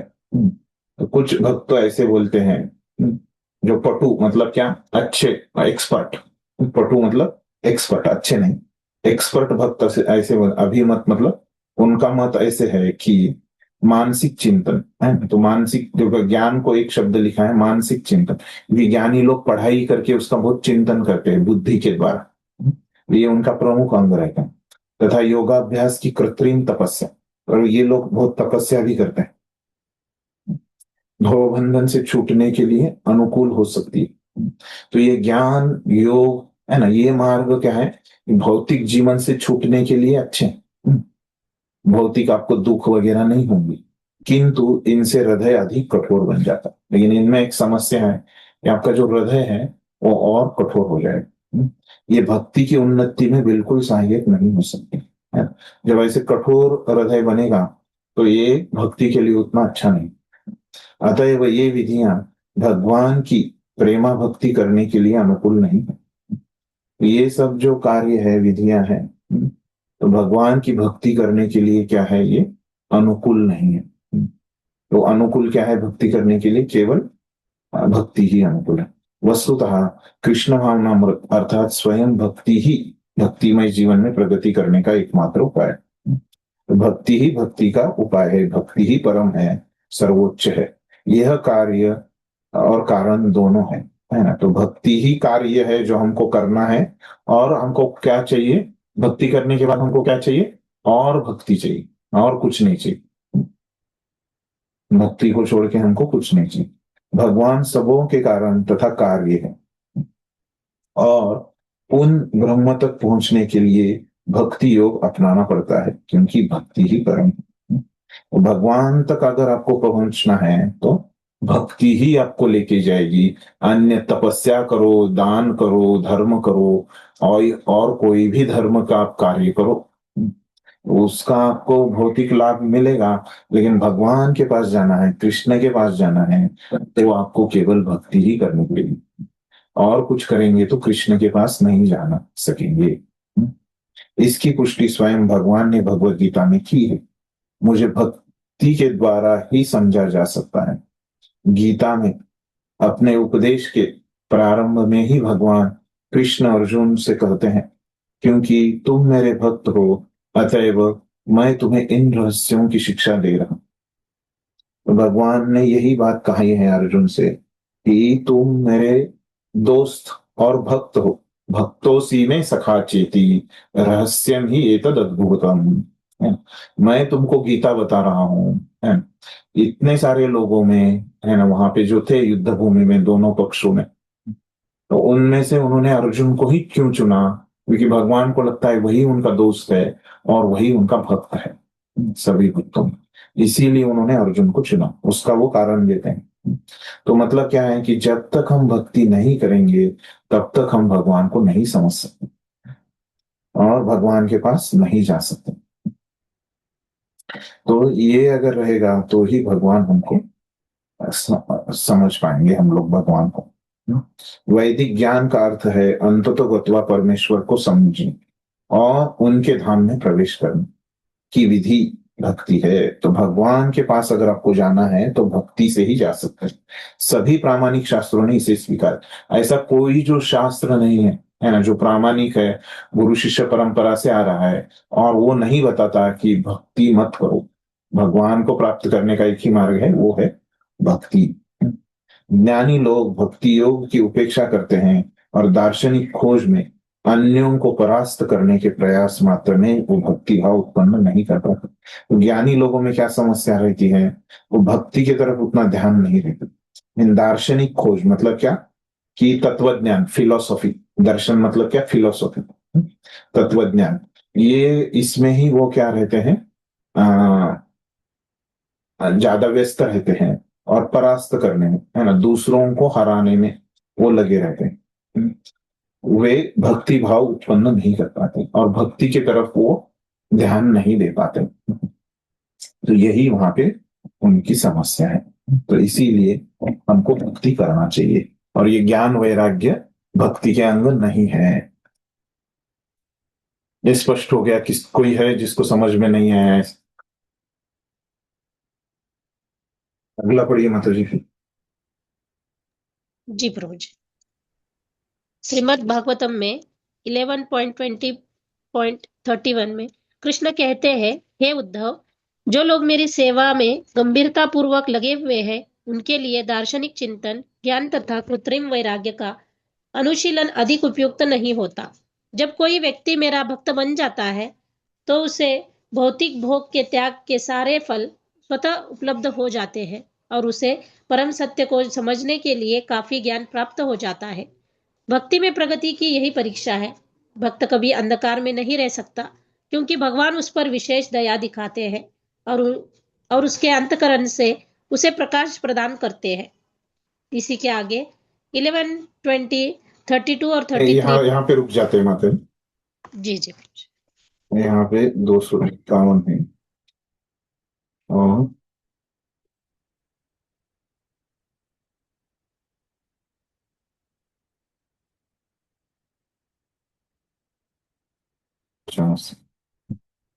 तो पहले देखिए ये जो मूल श्लोक है 250 और 251, तो उसमें क्या विषय है देखते हैं।